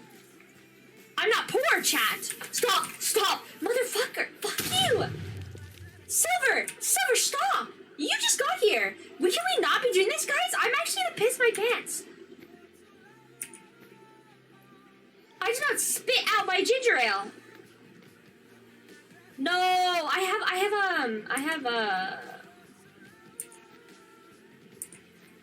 have gold, but now I have no sticks. Oh, fuck this game, bro. Hold up. I'm going to get a steak. Still recovering from Scully's mommy voice? Me too, bro. Me too. You think I slept last night? No. Wide awake all night. I'm helping you make content. You're helping me have a stroke. That's what you're doing. Da da da da. Ba, ba, ba, ba, ba. Actually cry. Bro, what is that? Oh, it's my fucking death waypoint. Me. Okay, I need to look for a tree. Other way. Creepers can't be in caves. I thought they could. Creepers can be in caves. But they can't spawn in a cave that's like, I'm in, and there's like, it's like a 4-foot radius, you know what I'm saying? Like, mobs can't spawn directly in front of you. They have to have like a certain amount of space in between for them to spawn. So my cave being as small as it is,